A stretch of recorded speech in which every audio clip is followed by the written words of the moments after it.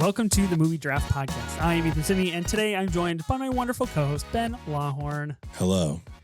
And two incredible guests. First up is Adam Palcher. Hey guys, nice to meet you, or nice to see you. Thanks for having me on again. And next is Tyler Whitmore. This pod is making you aggressive. And that's really good, Tyler. That's really good. Really caught me off guard and just well played. Today we are drafting the films of Stanley Kubrick in a collaborative style draft. What's up, guys? It's good to have you all here drafting a little Stanley the Manly films. It is a guys pod. I recognize that, and you could argue Stanley Kubrick is kind of a guy's director. And I think we'll maybe get into this as we go and as we talk about this filmmaker and his entire filmography that we're going to be talking about here. I did want to start the pod by saying this is a big episode, and we saved Stanley Kubrick for this particular episode to kind of be the big episode 100. This is it. This is episode 100 of the Movie Draft Podcast, which is very exciting. Congratulations. Lots of drafts, many less wins. Thank you guys. Appreciate it. Hopefully, this draft is unwinnable, but we'll see at the end if we come up with a winning team and a winning list of movies. Ben, what's up? 100 episodes. How you feeling? Look at us, who would have thought? Right. 100 episodes later, this is crazy. But I think we saved a solid topic for this episode. Yeah, I agree. 100 episodes later, and we're still being just absolutely swamped by guest wins. Guests have won the most amount of pods combined versus you, Sophie, and I. So pretty incredible that, I'm still the loser of the three of us. And Sophie hasn't been on a pod in 8 months, but that's okay. That's okay. We are recording right now after the results of the Trilogies auction draft just came out. You and I, Ben, we lost to Tyler, who took home his first victory, which kind of a big deal because he always comes in with the energy of he's not going to win. But I feel like it was pretty win. Other Tyler. Yeah, I would never not only you. have one win. It couldn't be me. Yeah, couldn't be you. Thanks for clarifying to listeners out there. Very important clarification. Totally true. Adam, what's up? Welcome to the pod. The last time you were on this pod was for the great weapons debacle of the Movie Draft Podcast, the top 25 horror movies of the 21st century, part 1. Welcome back, man. Yeah, thank you. Honored to be here for the 100th episode. Very cool. I'm excited to talk about a generational director. And yeah, still waiting for a good reason about weapons, but I guess I'll never get one. Hey, Never know. We are recording on the day that the New York Film Critics Awards went out, and shout out Amy Madigan for winning Best Supporting Actress, and all of my critic discords thinking that this is real when it comes to the Academy Awards. And I hate to burst everybody's bubble. It's not going to happen. Mainly to you, Adam. I'm so sorry that's that's how I feel. Tyler Whitmore, welcome back onto the show. First time since you won the horror movies draft. Congratulations. Thank you. Yeah, it's great to be here. Congratulations again on 100 episodes. That's a huge milestone. Making a podcast last even beyond 4 episodes is a feat that 90% of podcasts never make. So making it to 100 is just ridiculous. So Congratulations, you guys. I've said it time and time again on this pod that I'm a big fan of listening to this podcast. I'm an avid Movie Draft podcast listener. So great to see it continuing to thrive and excited to be here for the 100th episode. Yeah, this show's a blast, guys. Great job. Thanks, guys. Thanks. It does mean a lot, obviously, coming from you, both of you, and your pods, and Tyler, specifically with the Real Talk pod. You guys are cranking out episodes all the time, so shout out to you over there as well. Since it is the 100th episode, I will just say, and I don't know what I've teased and what I haven't, but Ben, I just wanted to put out there, and I don't know how you feel about this, but 2026 on our calendar. It's looking pretty good so far. I just want to put that out there. This episode coming out the second week of December. So we got 3 more episodes of the year. And then our 2026, we're pretty much locked up for the next 3 months. And the topics are very good. Yeah, I'm very much looking forward to it. I tried to refrain from putting myself on every episode because it's just a lot to record, as you know. But there's a lot of good topics coming up. I'm looking forward to it. Yeah, a lot of fun stuff. And I will just tease and say, without saying the topic specifically, we have some guest link ups that have never happened before from longtime guests that have been on the show multiple times. So that is going to be pretty exciting stuff. But we are here to draft today, right now, not in 2026, because the last time this filmmaker made a movie was in 1999. And so we're here to talk about Stanley Kubrick and the films of Stanley Kubrick. Ben, I'll start with you. Stanley Kubrick, what's his films mean to you? What does he mean as a filmmaker? Give me your quick connection. My quick connection is HBO. Basically, that's what I think about when I think about Stanley Kubrick, because that's where I saw like A Clockwork Orange, Shining, Full Metal Jacket, which really blew my mind as a kid. I was like, wait, you can do that stuff on here? Like, that's crazy. Yeah, that's my connection. Actually, it's just like, it feels like I knew of his movies before I knew who he was, which obviously happens a lot when you're younger. But I mean, I love Kubrick. He's directed some fantastic stuff that we're going to go over. I think some of his early stuff surprised me when I watched it. I was like, oh, he's not just the Shining guy. He's not just like, Clockwork Orange, that kind of stuff. Like, oh, he has like, his bag is deep. So yeah, I love Kubrick. Yeah, I think it's a great way to put it. His bag is very deep, and all of us are really going to get into it. We were texting each other in the group chat earlier of who has seen what and who's powerhousing through some final Kubrick movies before we record. So I'm sure that we'll end up talking about that in terms of strategy and prep as well. Adam, what about you? What does Kubrick mean to you as a filmmaker? Yeah, man, super important, especially for the era he came up in. I was in film school in the late 90s, the 1900s. And he was a very important director because, we didn't have all the access that everyone does have to streaming these days. And, he had some important movies out there that were important, whether they were showing to me in film school or I saw randomly, like you said, on HBO. I think it was a great thing, this is going to be a really interesting draft. Just because so many of these are so fucking close. Like, my number 9 could easily be my number 5 or 6, right? Like, right. I did cram for this one near the end. I was kind of watching, but the date came up on me, so I crammed like crazy this last 48 hours, and exposed myself to some stuff I hadn't seen that I've been wanting to for a long time, and was really excited about a lot of it. And generational director, though, like I said, so important. Not necessarily a director like I walk away from the first viewing of his movies going, oh yeah, that's the greatest movie ever. He's like one of those artists that, and we'll get into it, of course, but it's just kind of like you said, Ben, his bag is deep, and there's a lot of, I don't think any of us can say we watched 2001 the first time and said, oh yeah, totally get it. I get it. Right. So that's what great artists do, right? Is make you think about it, make you want to rewatch it and examine it and take your own personal experience away from it. And it can vary depending on who you are, what you're going through, what age you are. And like, he pays so much attention to detail that it's so impressive. And, his experience as a composer, a photographer, it all shows in all of his movies. So super important. Absolutely. And Tyler, what about you? What's your connection to Kubrick? Yeah, I mean, in a lot of conversations for greatest director of all time, I certainly was a little later to the game on getting to his movies. I think the first one of his I actually saw was like A Clockwork Orange, weirdly enough, but I think I was just like an edgy teenager and saw it on Netflix. I'd be like, oh, this is a controversial movie. Let's see what this is all about. But then as I started kind of getting into more seriously watching films, I remember like 5 years ago watching 2001: A Space Odyssey and knowing I watched something seriously monumental while also so much of it, like Adam was saying, went way over my head. But like, it's like when you're watching it that you're seeing something special and one of a kind that'll never really be replicated. And then same thing with The Shining. It's like, it's more digestible, I'd say, in 2001, but even, with the end and how everything ties back, and there's just like so much that gets unlocked in the end. We're like, whoa, I need to see this again. So many of his films benefit from rewatches, which is why he's such a great filmmaker. And he has a pretty diverse filmography too. So he really has something for everyone. And yeah, finally prepping for this pod, I've ticked off all of his films, all 13, but nice. Yeah, just kind of obviously a generational filmmaker. And it's been a treat going through his filmography.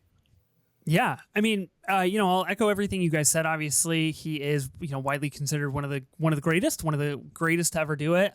He has huge motifs that cycle through all of his movies. A lot of his movies are obviously anti-war or let's see, dudes that can't really get laid the way they want to. I think is a great late stage theme that he tackles a lot in his movies, and something that I'll definitely be talking about here. I use this draft obviously as a huge opportunity to watch Kubrick movies. I had only ever seen 4 of his movies, I guess, out of the 13, and I would argue the 4 most popular movies in The Shining, 2001, Clockwork Orange, and Eyes Wide Shut.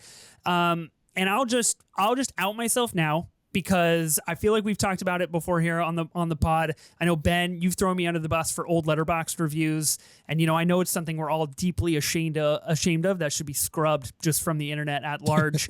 But the first time that I watched 2001: A Space Odyssey was before I really understood movies, and I think I had initially gotten into movies in the end of 2019, the Uncut Gems, the Joker here, and thought, okay, I really got to start watching movies. So I watched 2001: A Space Odyssey, which my reasoning was probably this is one of the best movies. That's what everybody says. So I watched it in February of 2020, and I gave it 2 stars. And I was like, this movie's boring. And so exactly what you said, Palcher, where it's just you sit with them for a long time. And, as you guys were speaking, I was thinking a lot about Paul Thomas Anderson. We recently did the PTA collaborative draft a couple of months ago here in the show. Another filmmaker, the first time that you watch The Master, you're not like, oh my God, this guy is one of the greats. But the 4th time you watch The Master, you're probably just like, holy shit, how did he do it? And I feel like that's a lot of what we get with Kubrick as well, of course, in a totally different generational kind of run here. So, Tyler, you mentioned you've seen all 13 movies. I think this is a good time to talk about strategy briefly. Kubrick, I think we'll talk a lot about his life and his career. Obviously, pretty infamously never wins an Academy Award, even though he technically has won to his name for the visual effects win for 2001: A Space Odyssey, but he's nominated for 13 Oscars, never wins Best Director. I do have a Kubrick book behind me over here, and I've owned it for a long time, and I've never read it. And I really want to read it. But I wanted to watch every single movie going into this episode. Tyler, you did that. I'm one short. I'm one movie short, and I'm really frustrated because I tried really hard. But fucking Criterion had to release their Eyes Wide Shut 4K, so I had to watch it for the 5th time. I don't make the rules, and so that means that I haven't seen one of these films. Where are you guys at on the Kubrick watches? Has everybody seen everything? I'm short 2. You're short 2 films. 2 films I haven't seen. So I won't be nominating them. I'm curious where they will end up. Obviously I have no frame of reference for them, but I don't know. We'll see. Okay. Yeah, I'm short too as well. Fear and Desire and Killer's Kiss, his first 2 movies. I wasn't sure until the other day that if they were only about an hour or so long, so I wasn't sure if we were considering those for this draft or not. And so yeah. So those are the 2 I haven't seen. So hopefully I don't get picks 13 and 14 and let the vetoes reign. Right. But like I said, these are so close. There's definitely some movies I'll be protecting if they go too early. Yep. But it's hard to argue. A lot of this is they're all so well done, and they all have their own kind of things going on.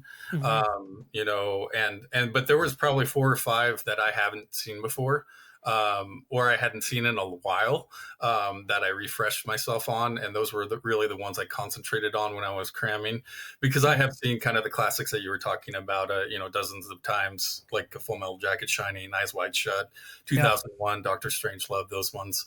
I'm excited to see where we land. But honestly, I think wherever we land, it's going to be a good draft, right? It's going to be hard to argue some things because to me, some of it's so minuscule, but I'm curious what amount of personal preference comes out in this draft because of what you're saying, Adam, of it is such thin margins between kind of every movie.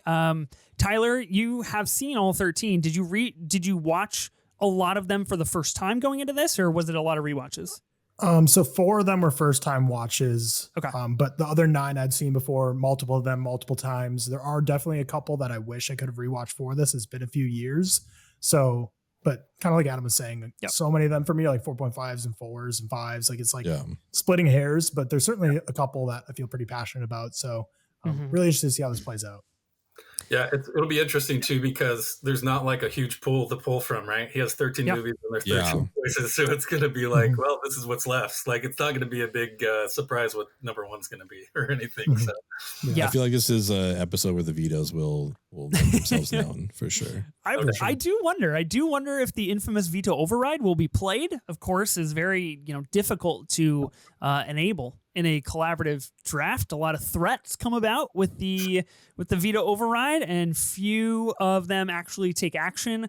So I'm curious if that happens. I definitely do have some movies that I really like the most, that I would really like to see up the board. And I'm worried that at least one of them is possibly unusual. I'm not really sure, because I've never really, had these conversations with people. Because when you look at a lot of Kubrick movies on Letterboxd, at least a lot of the more populous ones, it's 4.2s, 4.4s. Like we're talking about pretty unanimous, great pieces of filmmaking.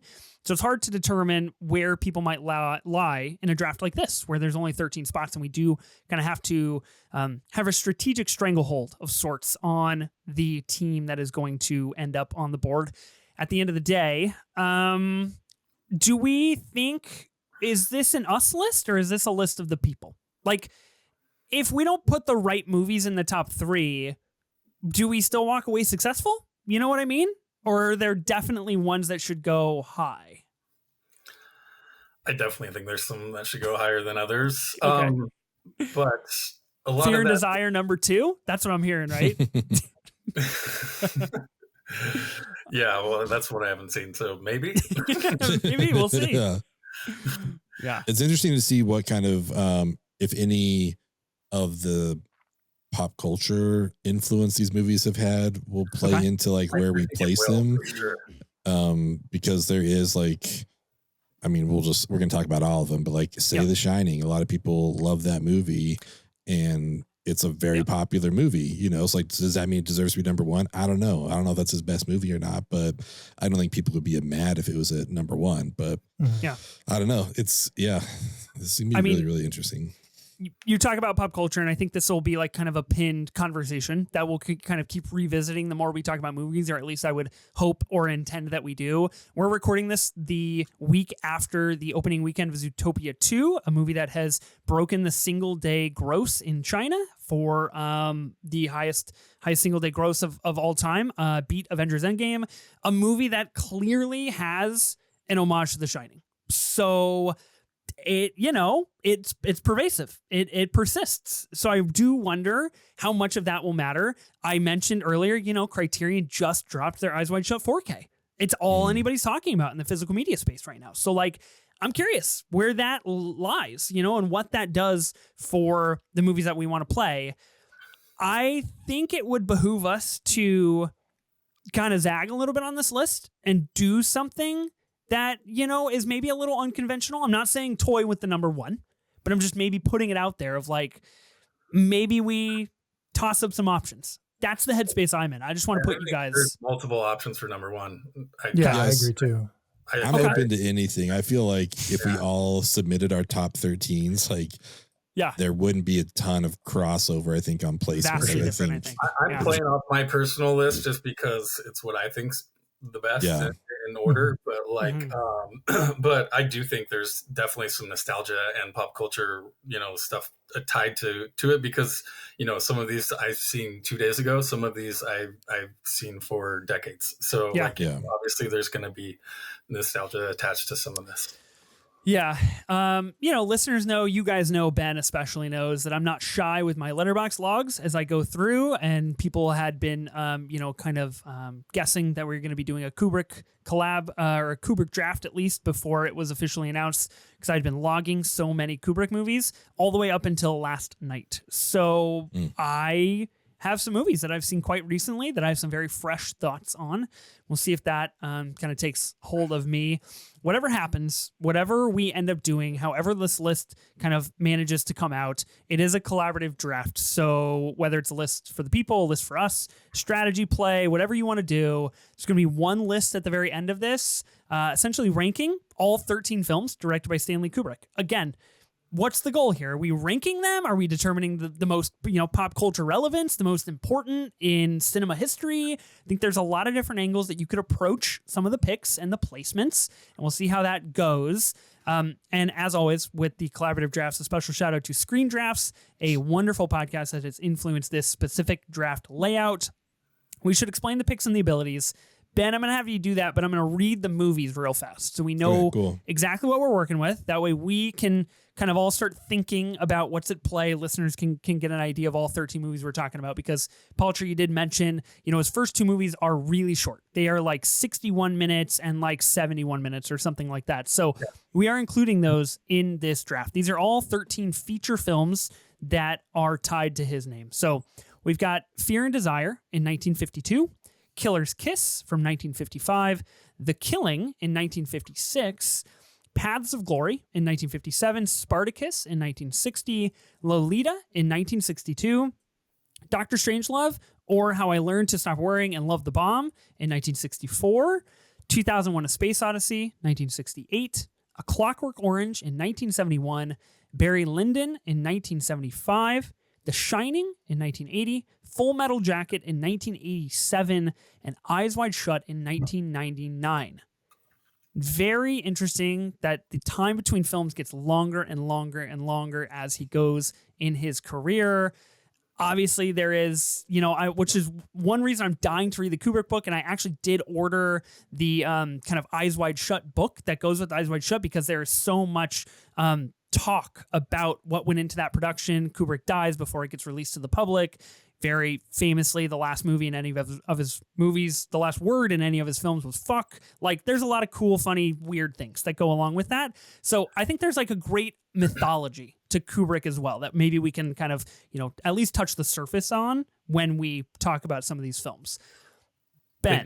It's a young man's game is probably the explanation for the movies, probably a little bit, but he probably also got, I mean, if we want to get into theories, I think he probably got a little more paranoid about his process and what he wanted to leave near the end. And so he would analyze it and think about it or worry about it more, but every thought into every frame, Yeah, I mean, he's born in 1928, so he starts making movies when he's 24 years old, and he makes movies for 40 some odd years, 47 years, which is just like crazy, pretty wild stuff. So we should draft. We should get into this, and we should start talking movies, start talking the movies. Ben, you want to pull out the spinner and you want to explain the abilities real quick so we can actually get into this thing? Yeah, let's do the abilities real quick.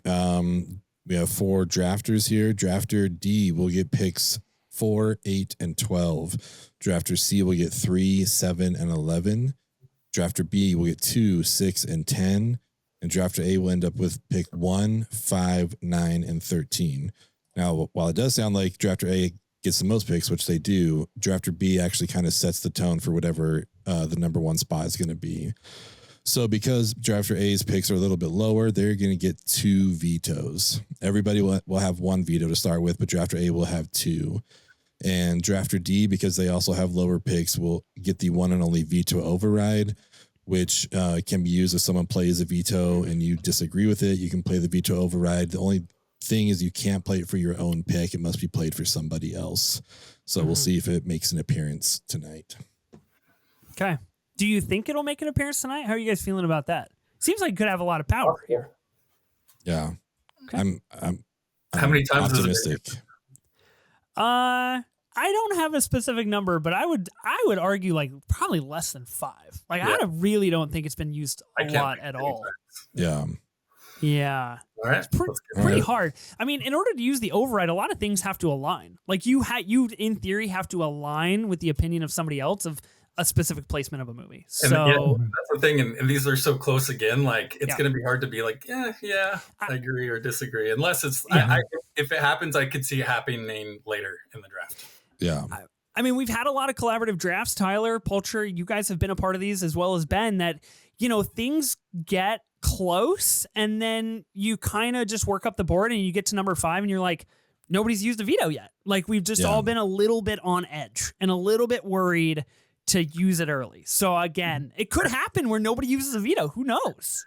Like I said, I'm going to fight for some movies, but at the same time, like, the top 5 movies I have are like genre changing, genre defining kind of movies. So it's going to be like, it's going to be, So what do you do? What do you do? Yeah, we'll see. We'll see how it lands. I'm very curious. Well, Ben's going to bust out the spinner. If your name is spun on the spinner, you get to choose which drafter spot you want to be. You do not have to choose right away. We can vamp for a minute, and then we can all choose kind of in succession.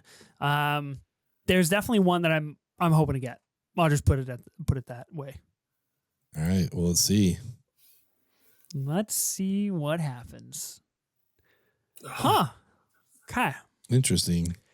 So Ben gets chosen on the spinner. Ben, you're going to get to choose first. Mm-hmm. You can choose now, or you can vamp for a minute. I'll think about it. I'll think about it. Okay. Play the strategy a little. I see.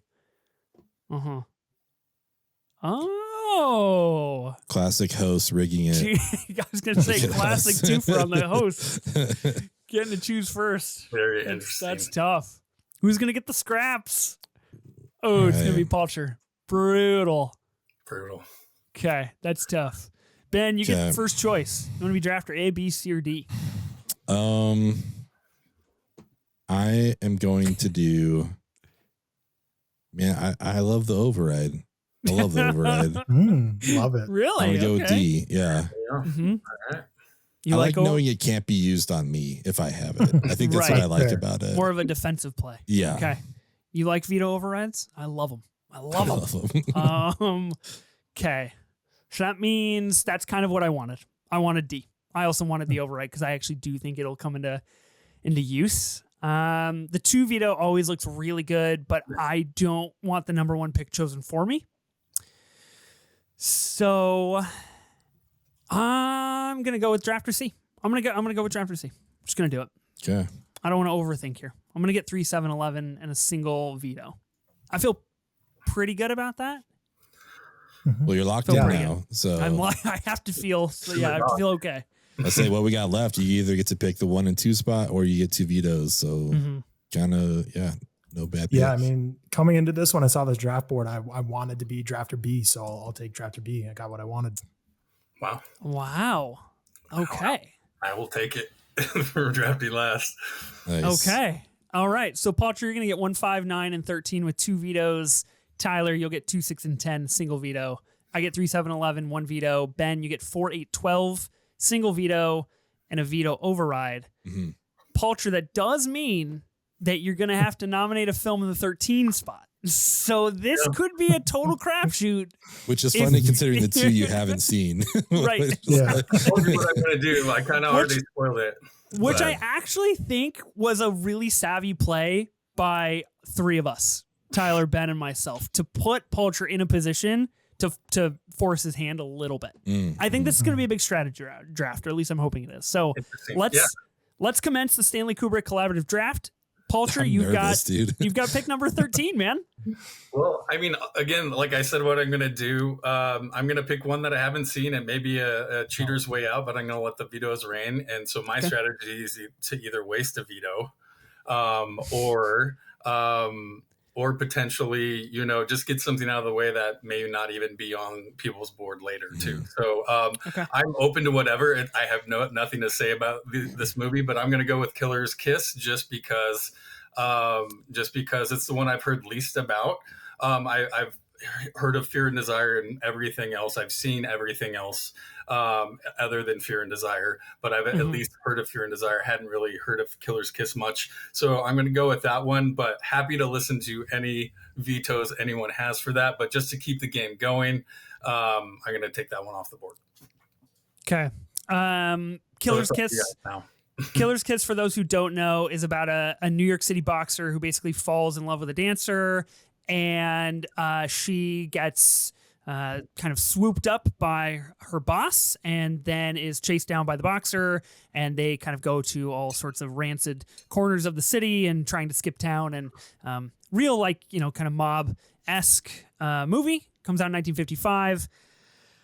Where does it take place? What's that? Where does it take place? New York City. It is, okay. Yeah, it is a New York City movie. Yeah, for sure.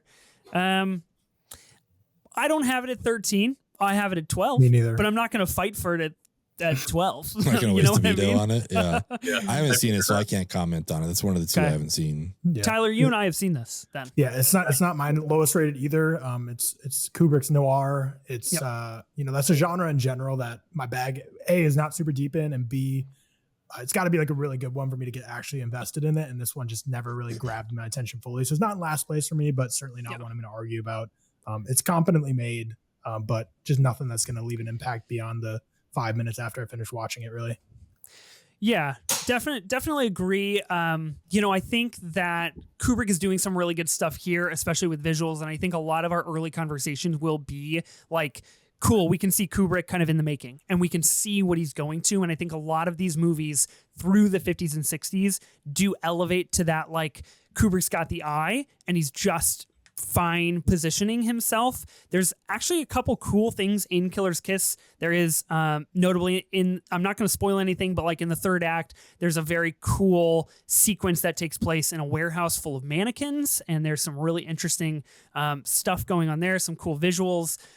I do think for a noir, this movie is kind of boring. And you know, again, like it is short. It is a very short movie. It is 68 minutes, which is terrible to say, but like, maybe I was just pounded through Kubrick films. Who knows? But this is exactly like you said, Palcher.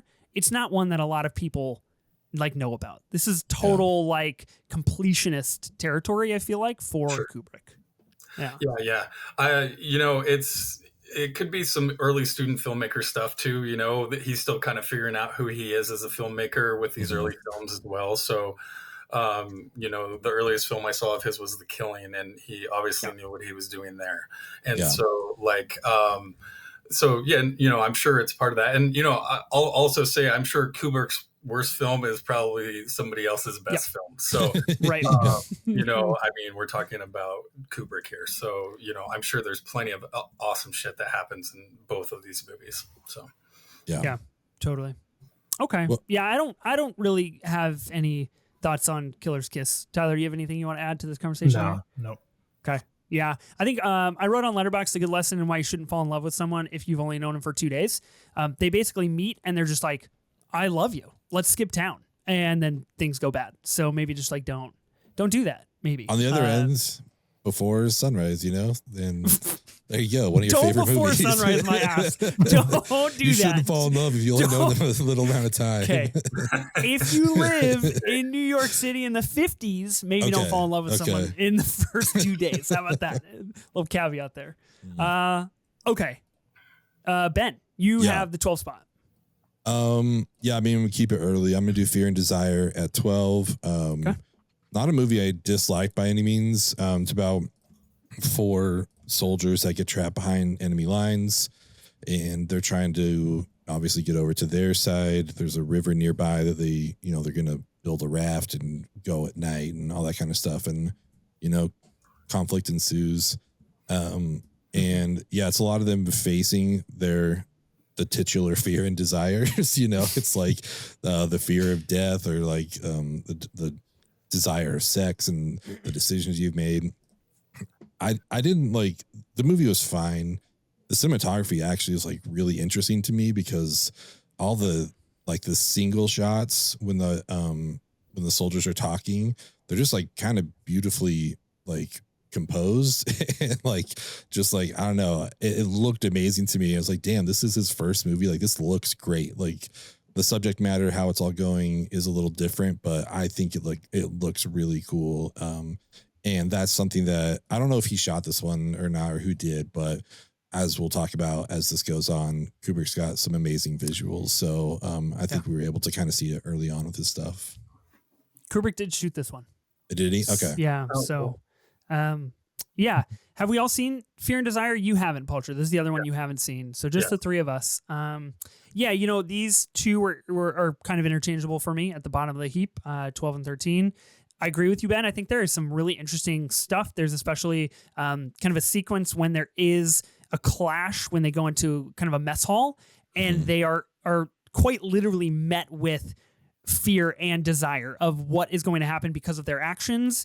And there's some really interesting blocking and lighting. Even in these early movies that are black and white, you can see Kubrick, especially in Fear and Desire, doing a lot of playing with lighting. There's a lot of cool stuff that he does here that is so identifiable as Kubrick. There's some really weird parts to this movie. And so, yeah, maybe just be warned, like if you're going to watch this, that it's kind of strange. But it is also a double casting, I believe. We have kind of one of the leads, Kenneth Harp, who gets double cast. And this, of course, comes up many a times in Kubrick films where he double casts a single person to play.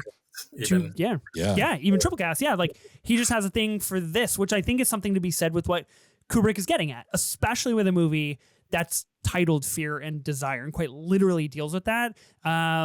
If he makes this, maybe after he's made 4 other films, this is could be like an all-timer. This is obviously not the case.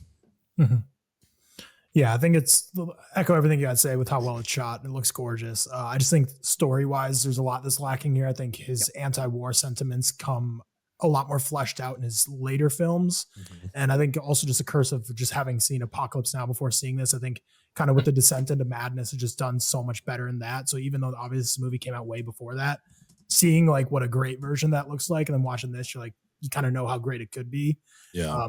So I just think everything from a filmmaking perspective is great in this movie, but the story I think is just really underwhelming and just not fleshed out enough. And I think he accomplishes that much better later in his career, but it's still not a bad movie by any means, but certainly one that has just tackles themes that have just been done so much better elsewhere. So there's something really interesting about the 2 movies that we just chose. And Tyler, you mentioned the writing of this film and the story are really lacking. I totally agree with you.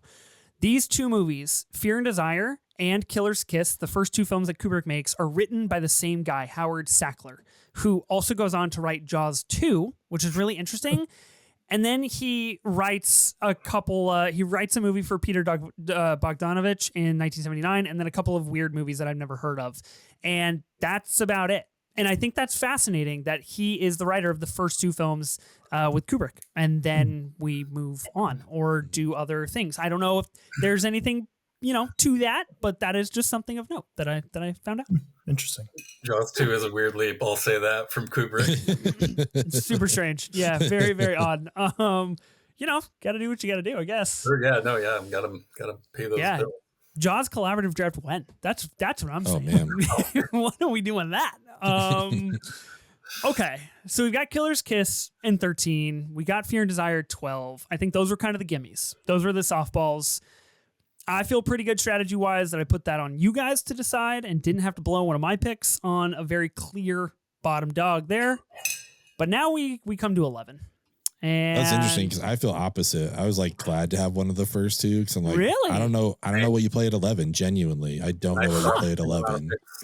As you guys, so the first 2 felt like, I only get to like pick quote unquote 2 movies, but like, I don't know where you're gonna go with this. I feel like I have a strong. I feel like I have a strong 11, and I feel like I have a pretty good case for it. So I think we are going to get into territory here where it's like, don't really know 100% of how you guys feel. I watched this movie a couple of nights ago for the very first time. I'm going to be nominating Lolita here at number 11, 1962. A movie about Humbert, who is a middle-aged British novelist and falls in love with the daughter of the person that he starts to rent a home from in the United States, and basically just like can't do anything else because he loves Lolita, the daughter, so much and becomes obsessed with her. And I think, to me, kicks off that idea of Kubrick and the male desire and what that encapsulates and the lengths that guys are willing to go to get the things they can or cannot have. I think Lolita is, I think we kind of do have to talk about the fact that it is problematic in a way because although it is based on source material, I believe Lolita is like 14 years old and Humbert is like in his mid 40s. That's not ideal for a story. So let it be known, I don't stand by that choice. Yeah. But the reason that I wanted to put this movie here, there are so many good shots and you can really see Kubrick start to kind of do the things he really wants to do. This movie is 154 minutes. It's 2.5 hours long. It's way too long. It's just way, way, way too long, in my opinion. You could shave an hour off of this thing. You got a tight heater on your hands. But I don't know. You know, Kubrick has made a lot of movies that are 2.5 to 3 hours long. Yeah. Another talking point that we should probably like kind of keep talking about here. So I'm going to put forth Lolita. I don't know if anybody has strong feelings about this, but it is my personal 11 on my list. Yeah, Lolita is an interesting film because it also kind of kicks off the string of Kubrick, his desire to kind of adapt the unadaptable novel, quote unquote. Like he obviously with Lolita, A Clockwork Orange, The Shining, a very complex King book. Like he likes to go for challenges that, like, I mean, literally the tagline of Lolita says like, how did they ever make a movie of Lolita? And A Clockwork Orange is a book that's banned in tons of schools across many countries. So it's like Kubrick's always pushed the limits. And we just talked about Fear and Desire, where that's clearly a film that has subject matter that even in his very first film ever, he's really pushing the needle on what, especially at the time, people are seeing on the big screen. Yeah. So he's clearly someone who always loved challenges and loved to adapt things that people thought really would be impossible to do so. But I don't personally have a problem with the placement here. I like this movie. I think it's really well acted.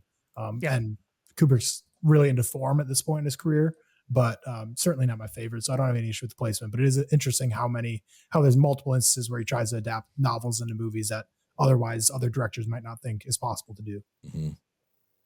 Yeah. This was the other one I haven't seen, so I can't really speak to it, but Ethan, I'm proud of you. Oh, okay. This is the one you haven't seen. Wow. This is the other one I haven't seen. Yeah. Huh. Oh, interesting. Yeah, I have this higher on my list. I have this probably in my 8th spot. Interesting. I this really is wait. Hold on, you got to back up. This is in your 8th spot? Yes, this is my number 8. Okay, with this draft is going to get out of control very quickly with that information. I'm not necessarily saying I'm going to fight it because I don't know if that's that much of a jump here, but to Tyler's point, it is so well acted. I love every single thing Peter Sellers is doing in this movie. I thought Barry Lyndon was 1,000 times more boring than this movie, and you can't just drop that shit right at 11, Palcher. What the hell are you talking about? Incredible nugget of information. That's crazy. This is gonna be fun. This blew up real fast. And so like I mean, no. I think this movie is very fascinating, and especially for the time that it came out. And yes, it is problematic. I think it's supposed to be. I love that how ambiguous it is about that and how uncomfortable it's trying to make you feel. And you know, it's really more about his obsession than her. She is a very controlling person, but she's also the smartest person in the movie. Yeah. And so I think that also says something about Kubrick, that he never really made her, you know, like she always knew exactly what was going on the whole time as well. So not giving sway to the age difference or anything like that, but it makes a fascinating watch. I even like the remake of this from the 90s by Adrian Lyne. It was done with, I think, Dominique Swain. So that's kind of interesting. Whoa. But no, it's just always kind of been one that I've enjoyed and just thought it was just such an interesting point of view that for that time. And, you know, I wonder how uncommon that is. It's kind of surprising how it got made, especially that early, but the aesthetics here shine so much. And to your point again, the performances are so good. And, you know, Humbert is a really good character name. All timer. But I don't think that pussy pop for Humbert. Yeah, there. You know, this is not a bad movie at all. I think there's a lot of moments in here that, like, you think back on the movie and you're like, oh man, this sequence is really good. Oh man, Kubrick really knew what he was doing here. I think there is like a particular sequence where Humbert kind of has an internal dialogue with himself while he holds a gun, and there's some really interesting stuff there. The opening sequence to this movie, I guess you could argue both opening sequences. The first Tyler identified on Letterboxd is probably Tarantino's best, favorite opening sequence of a movie of all time. And then I think, Palcher, you mentioned Peter Sellers as Quincy as Quilty in this movie. That is a pretty lights out opening sequence as well. Really interesting. So good. The thing with Lolita as well, and it's not the first time Kubrick does this, because this comes out in 1962. And this is his 6th film, and he toys with this in The Killing, especially, but this idea of like kind of a time jump and what happens either before or after, or like really taking the story and like slicing it really hard. Because we get this, and then we get the hard cut to 4 weeks earlier. And that's really it. And then we get the whole play out of the story, which is really interesting. I love the structure and how he tells it. It was very interesting as well. So yeah, right, he likes to play with that stuff. And, none of his movies none is one like the other, really. I think they're all so unique in their own ways. Even the black and white ones have their own uniqueness. So yeah, no, is it worth fighting for? 11-8 is a huge jump. Huge jump, Adam. I'm not advocating you fight for it. Please don't, but I'm just saying. Man, I'm questioning it, but I do have 2 vetoes. I don't know, man. A veto at 11, I don't know if that's ever been done. It's pretty early to play a veto, but my point earlier, these are all so close. I feel fine. There's a few I would love to get off the board. I feel safe with Tyler having the next pick, and then Palcher, you pick at 9. And I do feel like we're going to have to maybe kind of have a tribunal convene on the side here with Ben, Tyler, and myself to whatever you play at 9. The thing is, so if I vetoed it, it would go to Tyler, and he, how much different would he pick? So I'm gonna save my veto and let you move forward. Smart play, I would say. Yeah. Okay. Yeah. Okay, Lolita off the board here, and things keep heating up. I feel like we're really getting in good territory pretty early. Tyler, you've got 10. Yeah, 10. So for me, things really get interesting 9 and up. Personally, I had Lolita in 11, so my 10, I'll just go with what my 10 was. I had 13 and 12 flipped, but I'm going to go with Spartacus here. A grand production of epic proportions, especially for 1960 when it came out. It's his second collaboration with Kirk Douglas, who obviously stars alongside him in his film Paths of Glory. I love Charles Lawton. You don't get a ton of him in Spartacus, but his performance of Witness for Prosecution is always one of my favorites. Seeing him in a Kubrick film was a treat.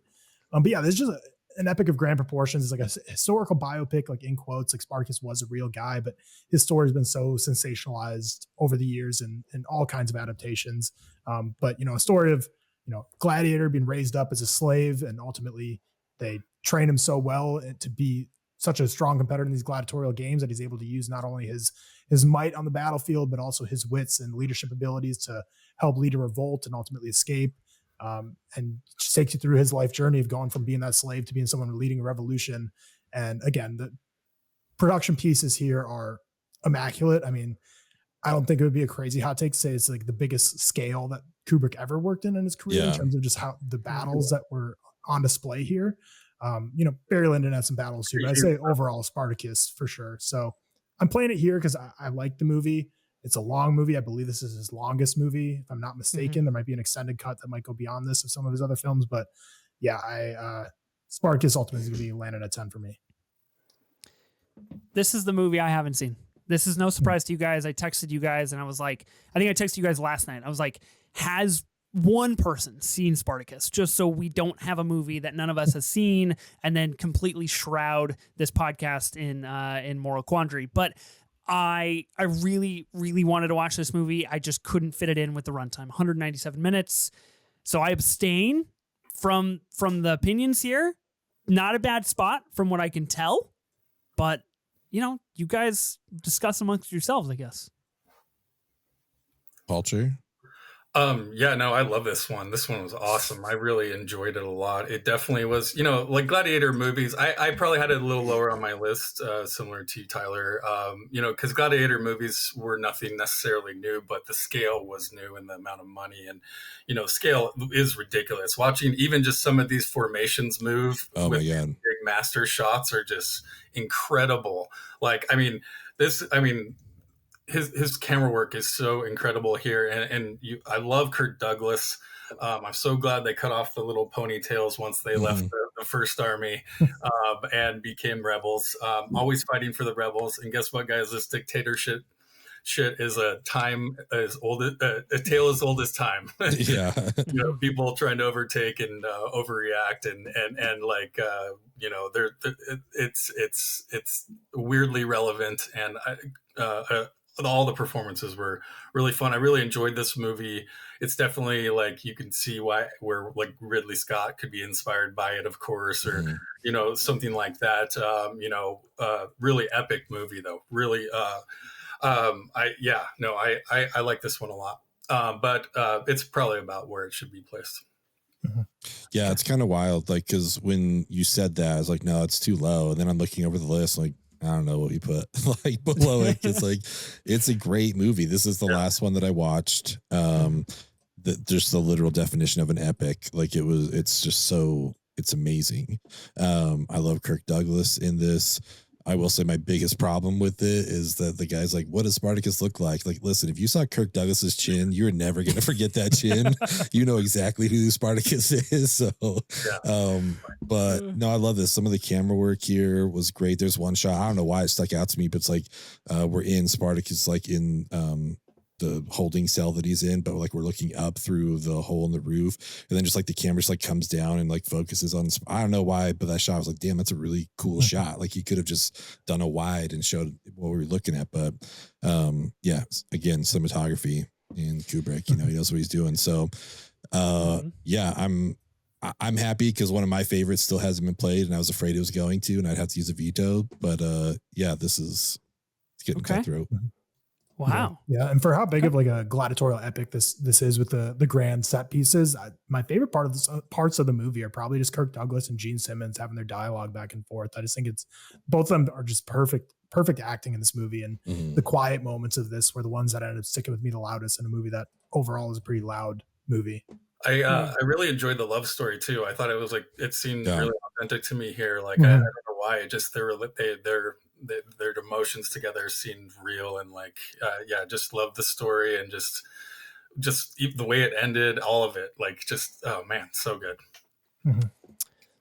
Okay, so we've got Spartacus at 10. Of course, you know, you guys mentioned how this is an epic movie. Not the last time we're going to talk about the scale of a Kubrick production. Obviously, I think there is something to be said about his kind of a growth in scale. And you know, it's interesting. We just played Lolita before this because Spartacus is so big and long, and Lolita is long in runtime, but it is like much smaller. It's taking place essentially in a home and a couple of other places. It is not a large historical epic. So fascinating. Okay. So we've got Spartacus at 10. Palcher, you're going to get to pick 9, and I'm just prepared for the worst. I'm just bracing for madness. Well, if it's Barry Lyndon, then madness you shall have, because that's great. Yeah, this one, you know, I had seen this one before and tried to, like, you know, I'd seen this one before, and this is one I just rewatched today. Wow. And I just like, after it's again, like, his worst movie is an amazing movie. Like, this is an amazing movie. It's a beautiful movie. There's so much great stuff I do like about it. Mostly the costumes, and especially when they start looking like grandmas at the end of it. And also just the cinematography here, again, scale, just absolutely massive.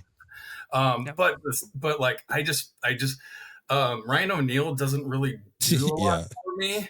And like, I just like kept following keep following shitty people around, getting worse, like isn't necessarily like super enjoyable. And this one is like over 3 hours long as well.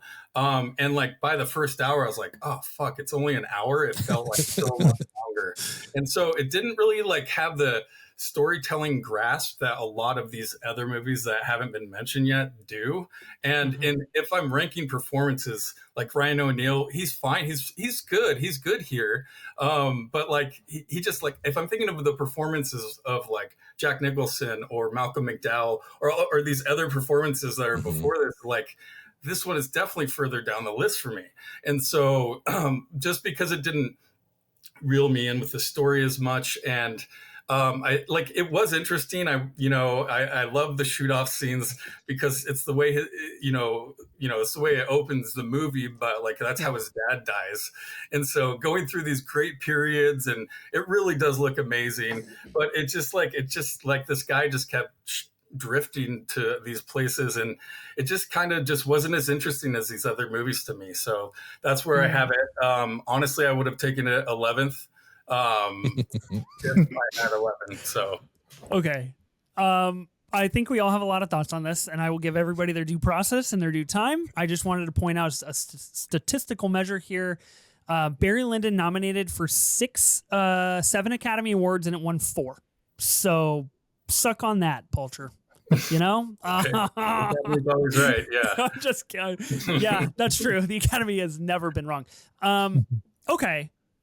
Tyler, I'm curious. What are those? Are visual mostly? Yeah. So all one below the line. So we've got cinematography, set direction, costume, and score. All the things you would think of in a great all the movie things like that you would this, think. yes. Yeah. In a movie about a guy climbing up the social ladder in the 18th century. There's not much more to it than that. That is kind of what Barry Lyndon ultimately really is about. Tyler, what are your thoughts on Barry Lyndon here in general, and then at 9? Because I think you, Ben, and myself are going to have to like consult the the rule book for who gets the first veto and how we're going to do this. Yeah, so I'd be remiss if I didn't mention my podcast co-host Seth's film reviews. This is one of his favorite films of all time. I really dig this film, certainly a lot more than Adam. I love the grand epic scale of it and how it spans this man that kind of cons and connives his way into being kind of what he hated the most. And you can see how that takes a toll on him throughout the film. I love the score in this as well. It's always stuck in my head. You get maybe one of the greatest like TikTok edits of all time with the 21 Savage edit of Barry Lyndon. But this movie as a whole, I definitely have a strong affinity for. I watched it for the first time probably a few years ago, and then I watched it for the second time on a plane recently. So I was like, wow. People say it's the best looking film ever. Everything looks like a painting. Let's just throw it on a plane. But I mean, to me though, planes aren't meant for first watches. So it's like, I'd already seen it. So I know how beautiful this would look on a normal screen. Yeah. We'll throw it on the little Delta seat back TV rest for the number 2 time. But I love Barry Lyndon a lot. However, I will personally not be vetoing simply because, like I said, once we get to 9 through 1 are all movies I love. And there's just certain ones in there that I want to protect. And I'm worried if I veto, I'm worried what will come next, even though I know for sure probably one of you two are going to veto. But for me personally, 1 through 9, I love them all so much. But there's just a couple more I want to protect a little more. So I'm not going to veto here. So I'll leave that up to you two. For sure. All I'll say to kind of end it out and let you guys say is that if I wasn't so impressed with his first couple movies, this would have been higher. But watching a few of his other earlier things definitely took precedent over this for me personally. Okay. Tyler, I was really banking on you using the veto. So that puts me in a real tight spot. Yes. Not great. Not great. Cause I know I can't. Your feelings. Well, I can't trust Ben because I know Ben is like good movie. Don't really care. Are you reading my Letterboxd review? Yeah. I feel like I fall in between Palcher and you two. Fuck. My Letterboxd review is as such. Sometimes it felt like watching a painting come to life. Sometimes it felt like watching paint dry.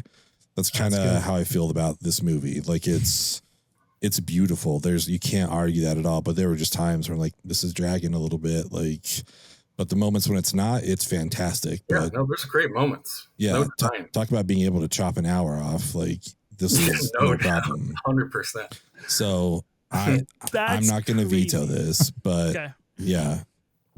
So yeah, this is not one of my favorite movies of all time. Like Seth, I just watched this movie for the very first time last night. So it was between Barry Lyndon and Spartacus. I had one night left. That's what I could fit in. And I thought, all this talk of Barry Lyndon being a painting and being so gorgeous, it's like, I got to watch it on the big TV when my kids go down. I got to have the full setup. And I did. I don't regret it at all. I think it is a gorgeous movie. I think my brain, and I'm sure that Kubrick, faithfuls and Kubrick himself are just like rolling when I say this, but like when I watched Barry Lyndon, I was like, oh, that's the Brutalist and There Will Be Blood, just like set in the 18th century, right? Like some things differ, sure, but like we're doing the same thing where we're just like, this is a guy and he just gets old and shit happens and maybe his life didn't go the way that he wanted it to. Think there's a lot of great stuff here. This is a movie to me where when I inevitably rewatch it, I'm going to be like, yeah, that's one of my favorite Kubricks. It has stuck with me a lot, and I know I just saw it like 18 hours ago, so of course that makes sense why I'm like still thinking about it. I do own the score on vinyl, so I can officially like start to listen to that now that I've seen the film, which is very exciting. I think there's a lot of argument you could make for this being like so good and so important to Kubrick's filmography. I'll be honest, the first hour is a little slow for me. The last hour is actually the hour I like the least. I like the first 2 hours. Oh, that's interesting. I love the last hour the most. Oh, that's interesting. Okay. That is so we have a problem on our hands because I've got Barry Lyndon at 5 personally. Whoa. And 5 to 9 is a big gap. That's a huge gap. Two things could happen here. I could play a veto, and much like Tyler discussed, one of my babies goes unprotected. One of my children is left afloat in the fields and must subscribe to war and probably die. And I don't want that. I can't have that. But if I do veto this,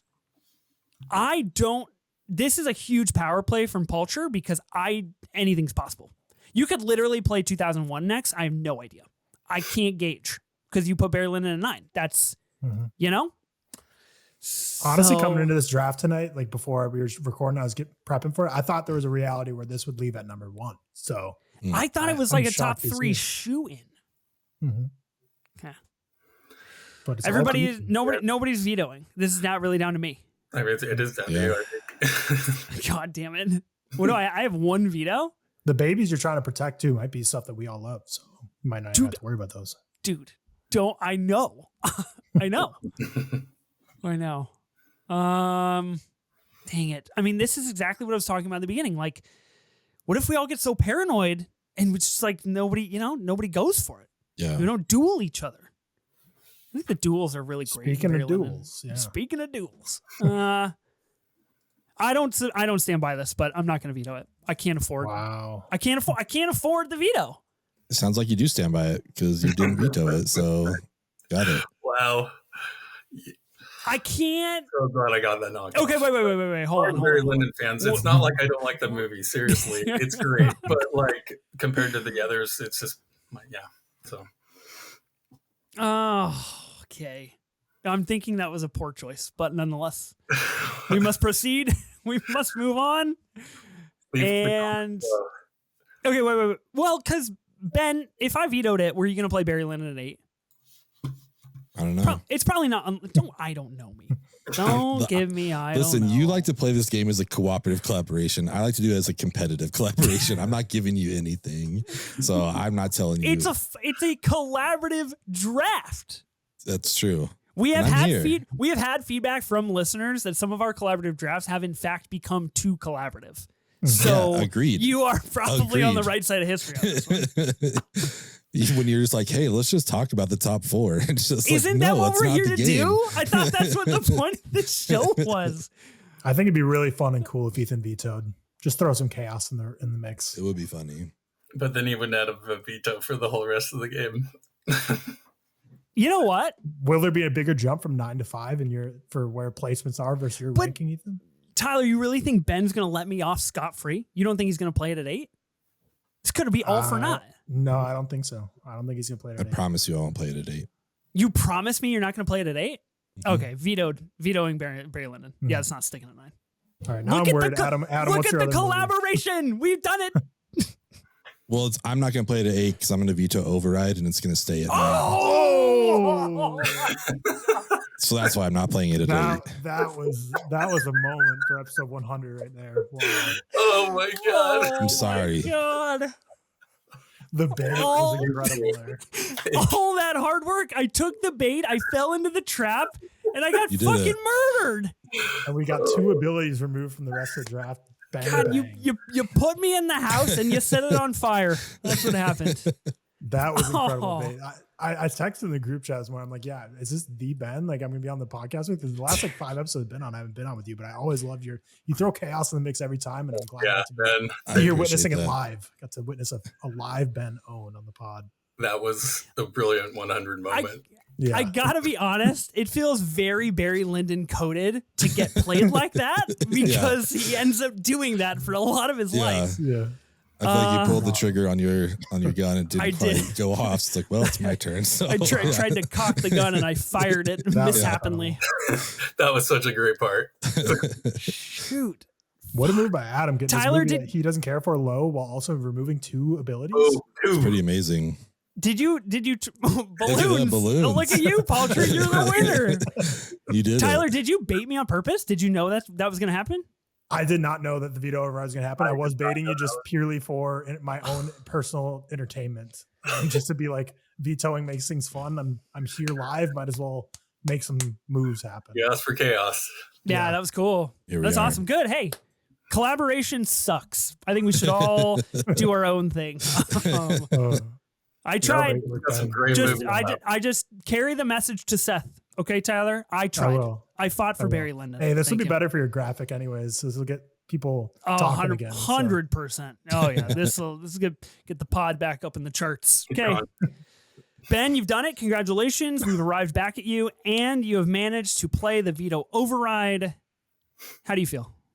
I feel like this love for me might be short-lived after I announce what my number 8 pick is, but we'll see. I don't know. Okay. I didn't think it was see- going to get this chaotic. I didn't think we were going to go to town on 9 and 8, you know? I told you the end of the draft is going to be the craziest because I think there's a lot Yeah. of shared love. Wow. Okay. Just do it, Ben. Fire the gun. At number 8, I'm going to play Clockwork Orange. That's fucking okay. Just scrap the whole fucking thing. That's my number 8. I don't I'm fine care with that. anymore. Yeah, that's my next one. Maybe this is a Cool. really Okay. easy collaborative Yeah, podcast. Cool. maybe Yeah, this maybe I'm the isn't gonna problem. go bad. Maybe I'm the issue. I had a feeling things were going to go sideways when Ethan was like, I mean, we all know what number 1's going to be. I think all 3 of us others collectively were kind of like, I don't know. I don't think so. if we have I don't the think you're same reading the number room one. right. I don't think we all have Yeah. an agreement on number 1 here. Yeah, maybe not. Yeah. Well, Okay. yeah. Well, tell us a little bit about Clockwork Orange and why you're putting it here. Just because it's like an edgelord movie, you know what I mean? Like you just like when you watch it when you're young and it's cool and you see violence and boobs and stuff like that. And for me, it just like it's still a good movie. That's the thing is like for the next 8 picks, we're gonna preface this by saying this is a good movie. Yeah. So this isn't me saying it's bad. Yeah, it's a great movie. Talk about like pop culture influence. Like still, those are still Halloween costumes that everybody wears. Like you see all the time. Like this is still a good movie. I just like this is the part for me in this game where I go over what would I rewatch first. Like if I have these movies in front of me, what am I pulling off first? And I would watch these other 7 movies once again before I'd throw on a Clockwork Orange. So that's where I'm at with it. It's not a bad movie. It's just my 8. Mm-hmm. Yeah, compared what it's up against, like it's a great movie. It is iconic. You know, Alex is an iconic character. The milk bar, all of it.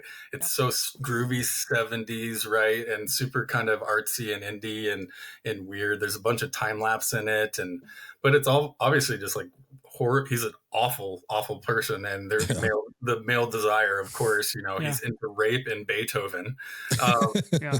And so it's just like, but the performance from Malcolm and Dow's is outstanding. It really is. And like, but it's kind of a movie that makes you feel uncomfortable, which is great. I don't mind a movie that makes you feel uncomfortable, but it's, as far as when we're ranking these on rewatchable, like for sure, like it's not something you pop in every day. It's not his lightest movie, but it is, again, it's not like any other movie he's made either. Like some of the shots in here in the tunnel, and like just like the way he uses light and shadows inside of some of this framing is insane. Like beautiful, again, probably smaller on the scale side of things, unlike a Spartacus or Barry Lyndon, that's much bigger, and they have these big war scenes and stuff like that.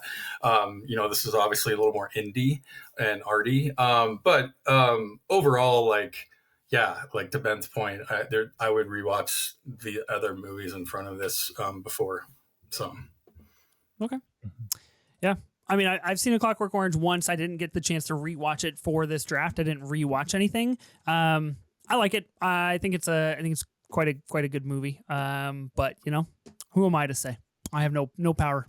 No, I have no agency in this draft, much as Alex ends up turning out to be at the end of this film. I think there are a lot of things here that are obviously super Kubrickian. That is like the idea between the individual and the state, and the individual and the powers that be, and the systems of power, and how those things interact, and how they actually impact your life on a daily basis.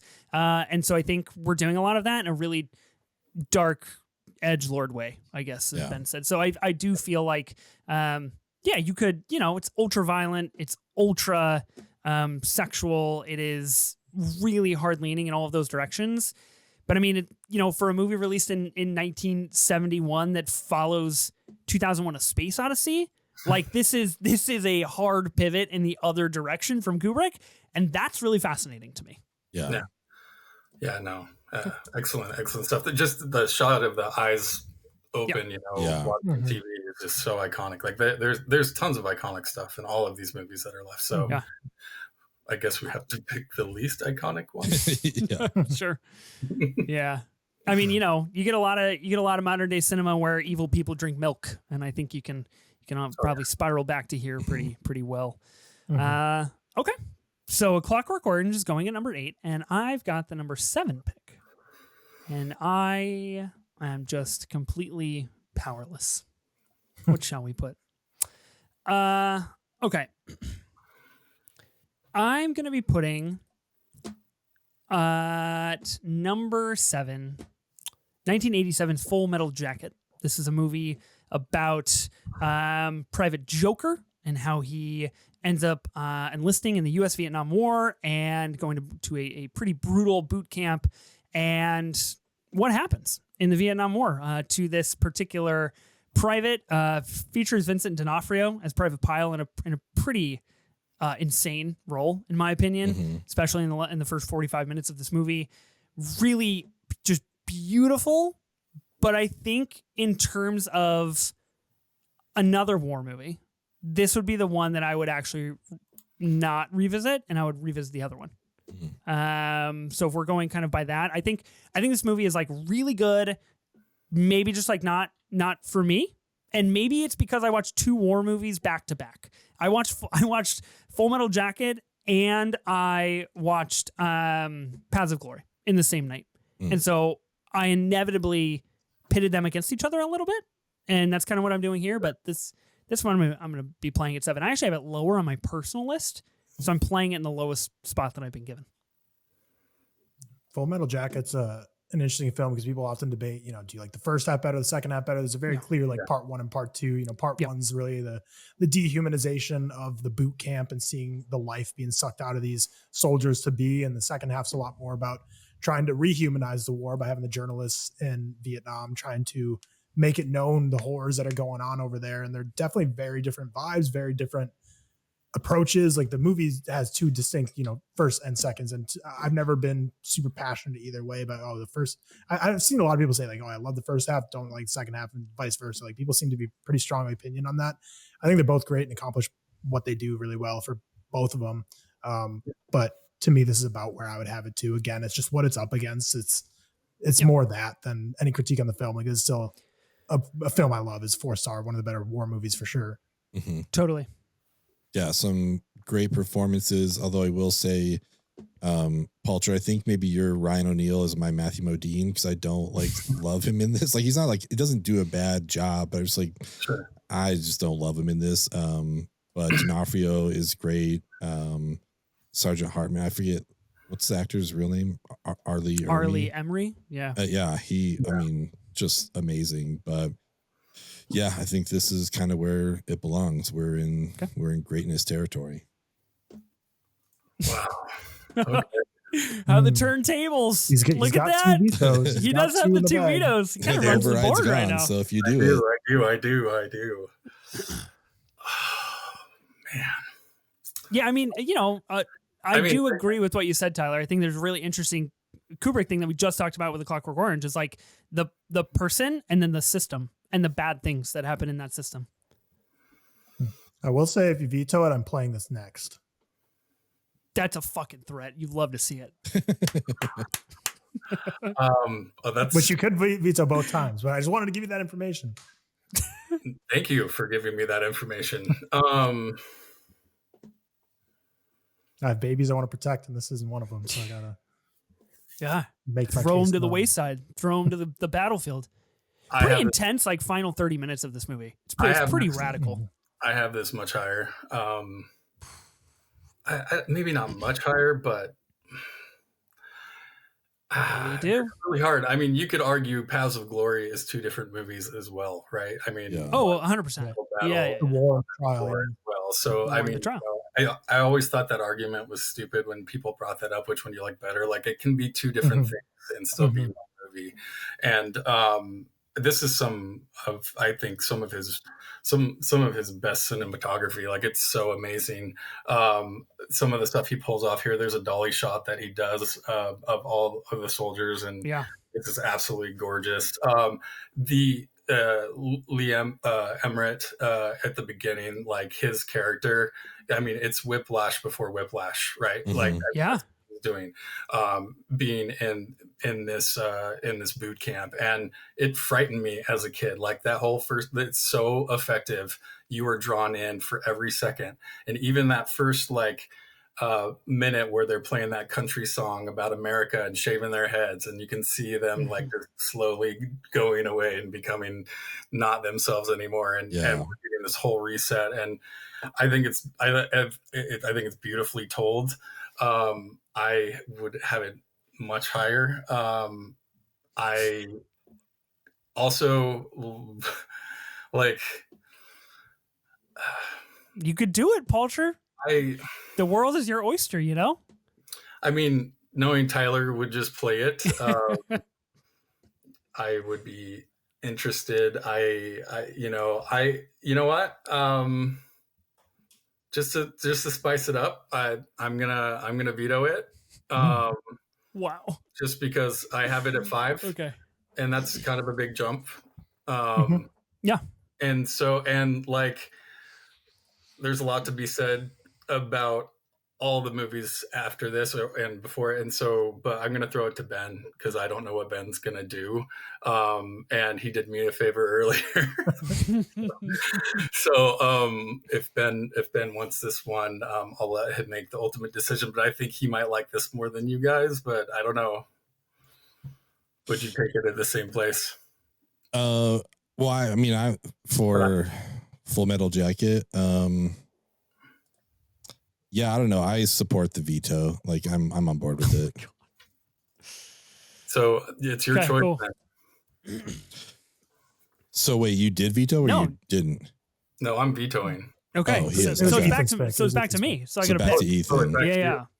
Okay. So you vetoed. So, okay. Wow. Boy, what a just a triumvirate of madness that has just occurred over the last 3 picks. I have 2, so I got to use them at some point. I don't want to like have none at the end and be like, Yeah. I do have the number 1 pick, and that would be forced upon me probably. So, okay.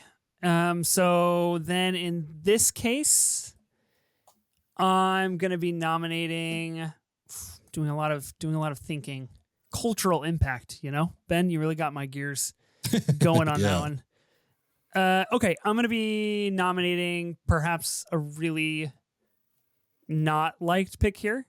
A movie I didn't get the chance to revisit, so I might be mired in a little bit of kind of aged out of my current opinions.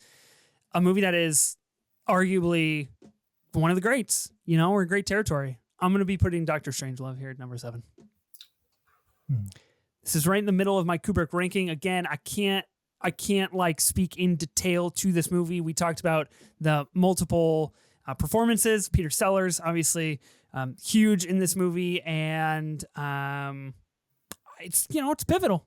It is pivotal Kubrick, but I have other things higher. What do you want me to say? I mean, Peter Sellers is just lights out this whole movie. Like he's fantastic. George C. Scott, great. Sterling Hayden, awesome. Like, but like again, everything that gets nominated, I was like, no, it's too low. But then I look at the rest of the list, I'm like, I don't know, maybe it's not too low. Having a movie with a line like "There's no fighting in the war room" is hilarious. Like it's so good. Yeah, so good. That set of the war room itself, like it sticks with you. Like this movie's fantastic in every way. And we're just in fantastic territory. It was nominated for 4 Academy Awards. Screenplay was one of those awards. So. Oh yeah. I don't know. I'm gonna listen to these guys talk and decide if I want to veto it or not because I don't know. Yeah. I mean, this is certainly up in my upper half of Kubrick rankings for sure. So I really like this movie. I dig it. 90 minutes, but you accomplish so much here. It's an incredible political war satire with an all-star triple threat performance from Peter Sellers, but also really love Sterling Hayden, also another person who's collaborated twice with Kubrick. Performances are fantastic in this. This is genuine. And I'm not saying this because like, I don't want to be like, comedy doesn't work on me. I don't laugh at movies. Like it's just generally, I just don't laugh out loud much at movies. This movie has me like laughing out loud many times. Yeah. It's I would call it one of the funniest movies I've ever seen in my life. Yeah. That is just so effective at satirizing the war and tackling such horrifying subject matter with such levity of comedy, helmed by these powerhouse performances. Like you have when they're getting gunned down when they're in the office. You obviously have the war room scenes. You have the people on the plane that gets lost and riding the bomb down. Like there's so many moments in this, but the whole thing is so great. Like this movie really is fantastic to me. Would have liked to see it a little higher, but yeah, Dr. Strangelove is long title, but great movie. Palcher, you don't seem very happy that I nominated this. Yeah, no, I'm totally vetoing this. I have this so much higher on my list. Everything you just described, Tyler, is so spot on. It's everything that I love about it. This is, there's funny moments in other Kubrick movies, but this is truly kind of his only real comedy. And I love that. I think it changed comedies. This is in my top 25 movies of all time. I think one of the best comedies of all time. The political satire, the performances, absolutely Peter Sellers, like him trying to hold his arm down in the war room. And you're just everything that happens in the war room is just unbelievable. Everyone is good. And all the side characters are good. I have this way higher. This is really just like, you're just picking off your children at this point. But I have to veto this one because this is one I said I would protect because I didn't know where it was going to go. And since I have 2 vetoes, I just burned them both. Wow. Yeah. Big fan of the veto, though. Big fan of the veto there. Yeah. Okay. Cool. Well, right on. We've gone through 2 more What's vetoes. Your third choice, Ethan? Let's go. Yeah. Let's go. Pick number 3. Third Sorry, choice Ethan. here. Sorry, Ethan. I've been watching some of these movies for decades, so I know. There is some nostalgia to a lot of this. So What's Tyler, fascinating about the vetoes that because we mentioned time and time again on this pod is how there's so many super iconic, well-known cult class or cultural impact Kubrick films, and we're not using our vetoes on those. We're using vetoes on ones that I feel like most general populace would say like, yeah, I mean, you have like these big ones, but then the other ones can kind of go in whatever direction. But we're a little more passionate about those, which is really fun to see play out. Yeah. There's only 2 vetoes left on the board, Ben and Tyler. So Ben would get first refusal on anything moving forward. Then it would go to Tyler. Palcher and myself were out of vetoes. I will break the news to you guys. This board has to get filled. So even if you keep vetoing things, they will stick eventually. So at number 7, I'm going to just, you guys have really backed me into a corner here. I don't like playing this low. I would like to see it have a little bit more respect, but that's okay. And I'm actually going to move in the collaborative direction. I could really fuck you guys over here and play something totally absurd and just keep burning you. I just don't think you know my Kubrick like that. Like, I don't think you would. I don't think I do either, actually. But there's some things out there that you could just kind of toss out. I'll take one for the team. So maybe, hopefully, we can move to 6. I'm going to be playing what I think is the better war movie of Kubrick's, and that's Paths of Glory. 1957, basically about a commanding officer that defends 3 scapegoats on trial for a failed offensive in the French army in 1916. It is kind of what we talked about earlier, very much in line with Full Metal Jacket, where it's kind of a first half, second half movie. First half is the offensive that the French army tries to do, and they try to take over a hill, and they fail, and then we get the trial in the back half of the movie. What I find so interesting about this film is that it is pretty, maybe not like obtuse, but it's pretty on the nose, using our 3 scapegoats to identify the 3 kind of different main strands of humanity within the army and outside within the general populace. We have someone that's very religious. We have someone that are in 2 other directions, because I watched this movie 6 nights ago, so I can't tell you exactly, but point still stands. Paths of Glory is great, and I think it should be higher. But you forced my hand. Good job. Yeah, I mean, it's really hard to argue these 2 war movies. They're both so excellent. Like the whole opening, because they do mirror each other a lot in a lot of ways. And Kirk Douglas here is just fucking awesome.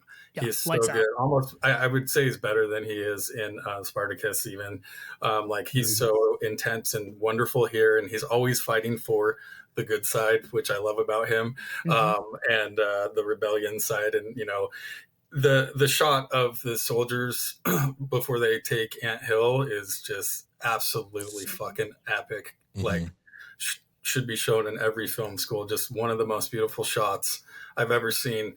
I just watched this movie for the first time 2 days ago, I think, wow, something. So I had never seen this one. This was one that that was never on my list for some reason. I just never caught up to it. Same with The Killing. I had never seen that before either. But Paths of Glory is I loved it. It's so good. But I just personally had Full Metal Jacket and more history with that movie and higher on my list. So this is around where I would have Paths of Glory as well. I no disrespect, because it's absolutely awesome. I love this movie. I was really impressed with it, honestly. Like I really love this one. Yeah.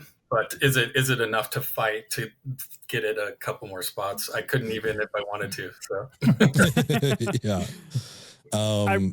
I just wanted to say too, I love the last 10 minutes of this movie. I think they're completely annihilating in terms of the anti-war motif that Kubrick is so attached to. It is unbelievable stuff.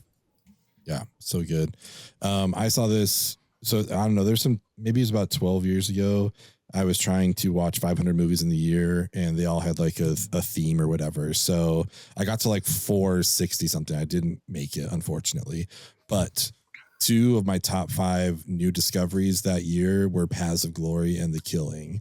Those were first time watches for me. One was the Criterion Collection, it gets you. And I had both of those and I just never watched them. I was like, I need to go through my collection. I keep buying stuff. I need to start watching stuff. Yep. And Paths of Glory just floored me. I was like, damn, Kirk Douglas is the fucking man. He's so good in this. those tracking shots going through like the trenches. Like I Unreal. love this entire movie. I think it's great. Yeah, I still have some stuff a little bit higher. I think this should be higher too, but I do have something else I'm trying to protect and bump up a little bit. But this is great. Yeah, I just watched it for the first time as well before this draft, and I was so fired up after watching it. It's like I wanted to, like a teacher in a classroom, just like put it up on the board and just like tap it with my little stick and be like, "Are you seeing this? Like, you're seeing how great this is right here?" Yeah, a tight war picture that's fiercely anti-war and its motifs, and like you said, it is really broken down into two. You have the battlefield of him kind of disobeying the orders, where he would have to sentence 50% of his men to die, versus the back half is him going to stand trial, trying to fight for his men, and seeing that no matter really what he does or how hard he stands up for them, that the system is so against him that he's really just powerless and helpless, and it's really terrifying and saddening thing to watch unfold. And the sound design in this is so incredible too. Towards the end, when they actually have the firing squad go, you have like a yelp from one of the people that immediately cuts right into them back in with the general, kind of like eating a nice dinner in their little room, talking small talk. And it's just that dichotomy being so fast, just hearing like a scream of a dying soldier to then seeing these generals. But yeah, the end is so awesome too, with the whole rug pull under the guy who's been trying to screw him over this whole time and get his whole troop killed, and just having all his house of cards fall down and just be like, "Oh, you're just going to go to trial." Like, people are going to forgive. Juries are logical, when you just saw throughout the last 30 minutes before that no, they're not. And it's not going to go his way. Really satisfying ending to an otherwise very heart-wrenching watch. And again, weirdly relevant, and kind of the Totally same kind of Spartacus type story, like we're not like that far off of, a guy who overreacts to something because someone didn't listen to him or is not loyal enough. And very interesting, and just how timeless some of these movies are. Paths of Glory, he makes in 1957. He makes 4 movies in 5 years. He's in his late 20s when he makes Paths of Glory. Just that's I think we're over here having a pod, Yeah. Crazy. This is our Paths of Glory right here. We're this is it right here. Making it happen. The scale here too. Yeah, exactly. Yeah. Okay, so Paths of Glory sticks at 7. Okay. All right. Oh, all right. Okay, Tyler, we're on to you for number 6. So I said I was going to play Full Metal Jacket here, which if I wanted to go purely on my list order, that would be where I would go. But I'm like, so much has happened since I said I was going to be the next pick. We've had vetoes, you've had veto overrides used. Part of me, because I mean, like I said, a lot of these are so close to me, and I think it might be my best interest to not play it here and let someone else play it, and I could go for something else. Okay. So I'm really torn. I mean, this is already like a crazy draft. Like, I mean, full disclosure, I have Barry Lyndon in my top 3, maybe top 2. So I let that go down low just for the sake of chaos, just because it's fun. Sick motherfucker. You baited me so hard, Tyler. But I mean, it's like getting a 99.9 on a test or 99.85. Like, it's like I'm not split hairs. So I'm going to go not Full Metal Jacket with my pick here. And I think we're going to go with I mean, at the time it was true, but so much has happened since then. There's a whole different ball game. We're playing a whole different sport at this point with all the vetoes, veto overrides that we played. So I'm going to go with 2001 -2 to 1999's Eyes Wide Shut. Fuck you! That's insane. His latest film, or his last film. To me, so again, at this point, we're talking about films that I absolutely love. So it's like we're not going to hate on the movie, but to me, like, I almost think the mystery shrouding the film's production itself is more intriguing to me than the film itself. But there's a lot of cool stuff here. Like, you always see the behind the scenes of Tom Cruise on the treadmill. Like, that's such a cool shot they were able to compose. And you get Nicole Kidman and Cruise, and like, again, just everything behind the scenes of this was so fascinating with their relationship and how long this took to make, and obviously with how their relationship ended up turning out with all the controversy surrounding this film. Like, this movie took, I think, like at least like 7 years to make. It was a long time in the making. And it being, finished after he dies, and people wonder, how much of it was his cut, how much was changed. Some people swear by, like, no, this is exactly how he would want it. Other people swear it would have been a little different if it was him seeing it all the way through. So yeah, it's a great movie. What can I say? You have Dr. Bill Harford and his wife Alice kind of admits to having sexual fantasies about a man she met, and he kind of goes a little crazy hearing that knowledge, and he really challenges his own masculinity, or at least what he thinks is his understanding of his own masculinity, and discovers this underworld of sex groups and cults and goes to their secret meetings. Quickly realizing that even though Tom Cruise is like at the time in Hollywood, I mean, still is honestly like, hot guy, suave, like the man. Mhm. But when he's thrown into this world of these seedy underbelly of New York City, where it's all these sexual parties, that he's just completely out of his depths. And it's really interesting to see someone who's like the man in Hollywood play a character who's so fragile and just completely dominated by his wife in terms of his emotions. Just a masterclass in acting, so much intrigue behind the scenes. But I'm playing it here. Sounds like a real number 6, Tyler. Sounds great. Ethan's dying on the inside right now. Honestly, don't even want to be here right now. I don't even want to record. Just want to leave. I'll let you guys talk about it first. I mean, if he hadn't played this here, I was going to play it at 4. So I'm more than happy with it here at 6. Like, I have nothing intelligent to add other than like everything Tyler said, which was like, I'm more intrigued by what happened behind the scenes. Like the fact that we have like Hollywood's biggest couple, I would say maybe ever, but like definitely at that point, and they're making a film together with this like the amazing director, and then everything that happens there. Like I can't watch this and not think about that stuff. I think about the behind the scenes aspect of it. I don't get like lost in the film. I love the film. It's really good, but I'm more than happy with it here at 6. Wow. Yeah, no, I'm with you, Ethan. I had this higher. This was higher for me for sure. I'm surprised to see it here, but I also killed some darlings, it seems, and so I have no power. You've constructed this. This is what it's caused. So, like, I knew a rug had to be pulled at some point. This would not be the one I was expecting, honestly. But I'm surprised Full Metal Jacket wasn't played, but. Very interesting to see it pulled out here. I love this movie. This was the only Kubrick movie I got to see in theaters, and yes, the linger, the whatever, this being a legacy film for him, basically, like his final thing that he's putting out to the world, it has to be special, right? And I'm sure that's a lot of what was around it. And so, yeah, I had no idea what to think about this movie the first time, because it is Tom Cruise and Nicole Kidman, and they're married. And watching couples who are actually in love, and a couple at the time when they're acting together, you can always get some really genuine, fun, amazing moments. And there's so much of that here in the performances. And it just looks, again, unlike anything else he's done. Like, it's so beautiful. Even the green screen shit here is awesome. And the seedy underbelly part of it is always just like, you want movies to take you places you would never go. And so, like, going to a sex party with a password and masks, you're just like, what the fuck am I watching? I love this movie. It was top 3 for me. And but if Barry Lyndon was in your top 2, then I don't feel as bad about letting this go. Plus, I have no power, so it doesn't matter anyway. We'll see what Ethan, you still have your veto? No. Well, that's incredibly rude to say, Palcher. I was already shot multiple times on this show. You don't need to sue me again. No, I think it's really cool that you guys put this here. I think. Have you seen this, Ethan? 100% a solid 6. I've only heard about this movie. I've only heard of the mythology, which honestly is more interesting to me than the movie itself. So I'll probably never see it. I could just pot about this for like 18 hours straight. I'll leave it at this. This was my number 1. This was my darling. I was going to try and bump it all the way up the board until I took Tyler's bait and everything went to hell. I will say one thing.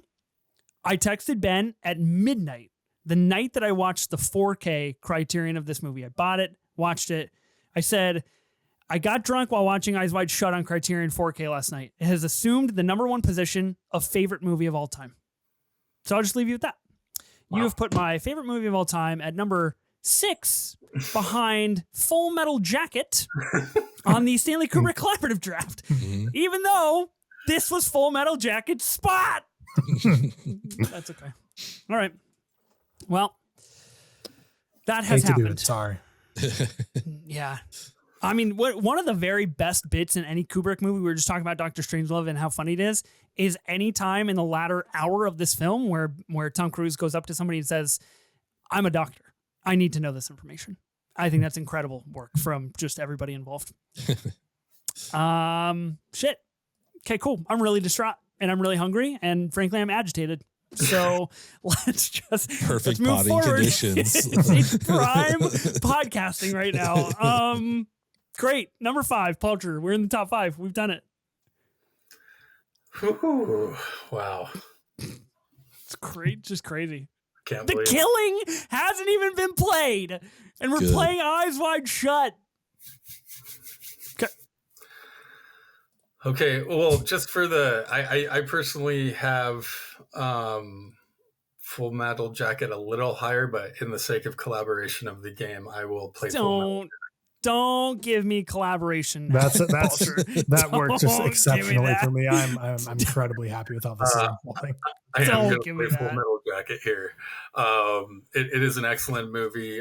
We already kind of talked about it and why it's so iconic. But I do have it a little higher, but not high enough where.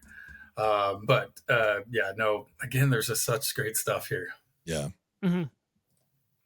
I mean, we all kind of spoke on it already, but this is Killing Your Darlings. yeah, Mhm. good movie. Mm-hmm.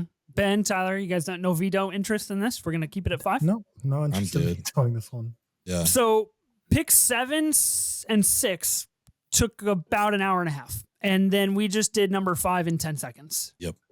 Well, we talked about it already. Yeah, That's true. That's you true. need a We did. snack, Ethan. We can stop.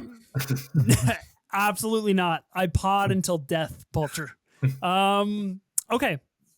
Full Metal Jacket at number 5. Ben, you've got number 4. I do have number 4. My favorite movie's still on the board, which I'm excited about.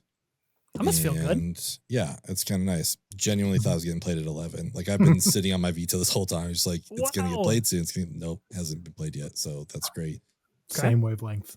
How is it, Tyler? Can I just ask, Tyler, every time you come on here, you do one thing that just escalates your game, and I don't get it. I don't know. You know, you have the magic touch. Right, I guess. I unfortunately for you. It's been fascinating. Yeah. I think at 4, I'm going to play something we haven't talked about yet, and that is 2001: A Space Odyssey. Wow. Pretty good movie, you know, pretty awesome film, without a doubt. I don't know that it matters how much film education you have the first time you watch this. I feel like everybody leaves with like, what the fuck? What was that? Like, I have no idea what I just watched. But those visuals stay with you. It's, I don't know. It's 2001. Like you talked about Zootopia and The Shining. Like that was the whole Barbie trailer when that was coming out. They just like ripped off 2001, you know, like doing that same thing. Like it has its legs. It has its place in pop culture and in the culture. Some fucking amazing visuals for sure. This again is just a matter of, if I have these 4 movies in front of me, what am I rewatching first? And I'm going to grab these other 3 first. So 2001, great movie, but it's at 4 for me. I can't even fathom making a movie like this in 1968.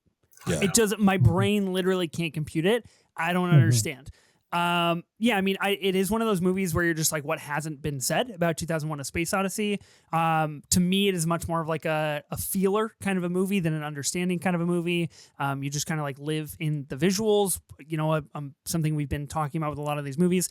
I have a really weird, interesting personal story with this. I saw this movie on 35 millimeter at my local rep theater, the Hollywood Theater. Big deal. They usually play it every summer. They get a print of it. And so last summer I was able to see the print for the first time on film. Glorious. You know, ascend to the cinema heaven.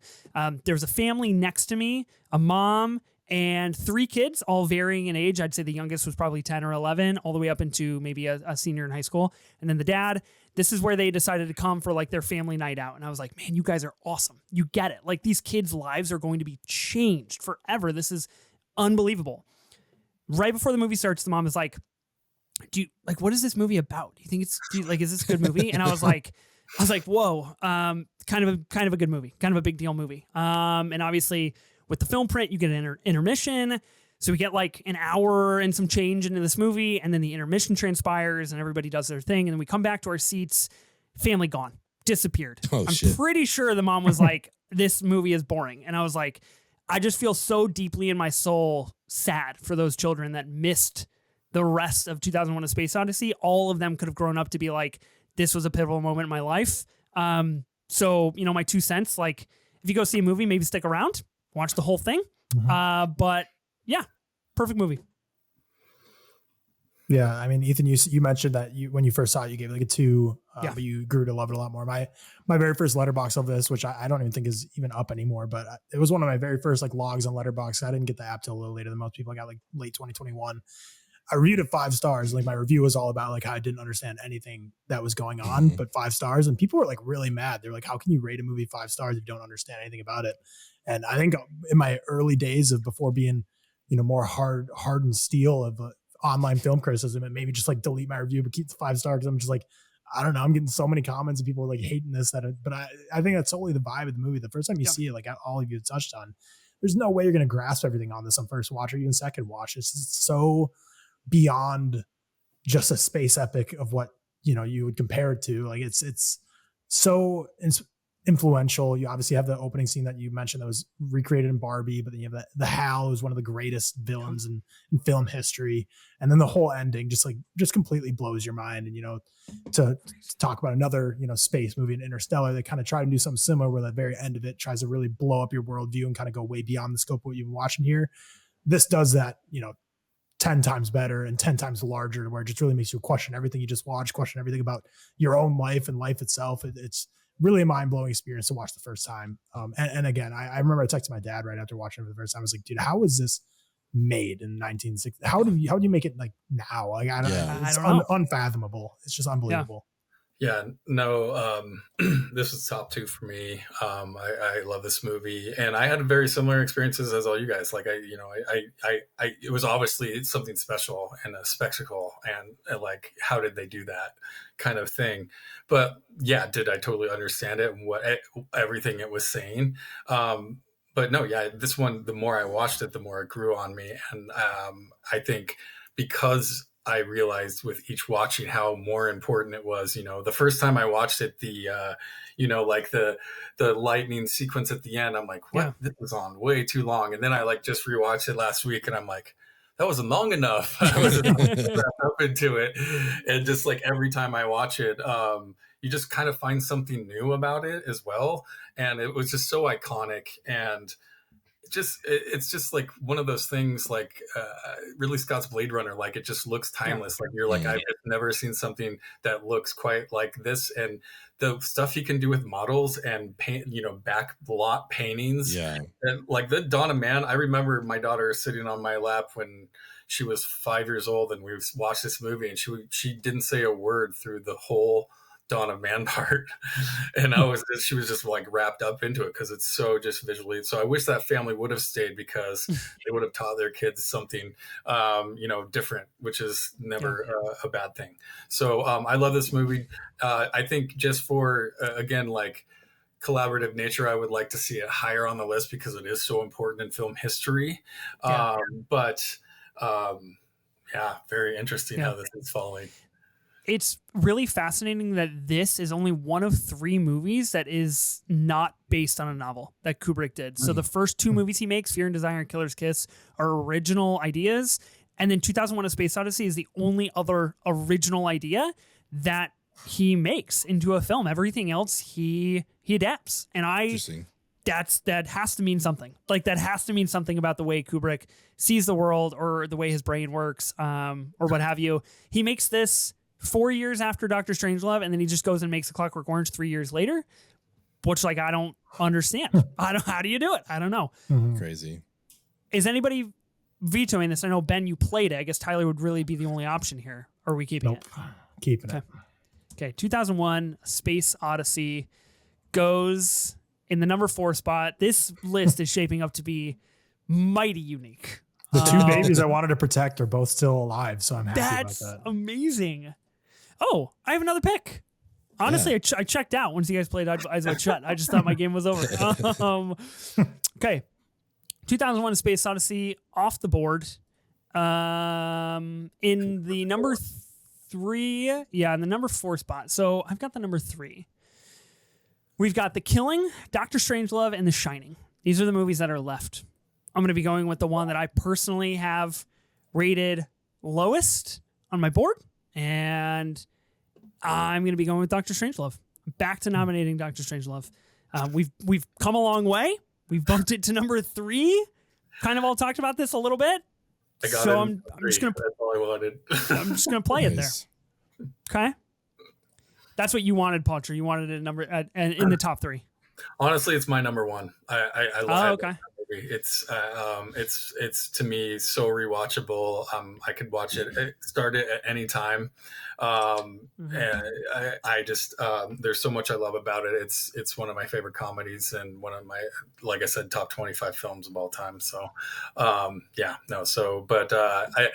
wasn't sure if it was going to survive to the top 3. Honestly, that's why I was vetoing it, because it was my number 1, which is why I was so aggressive with it, because I'm like, that's one I said I would fight for, so I got to do it. And I'm sorry it was you, Ethan, 2 times in a row.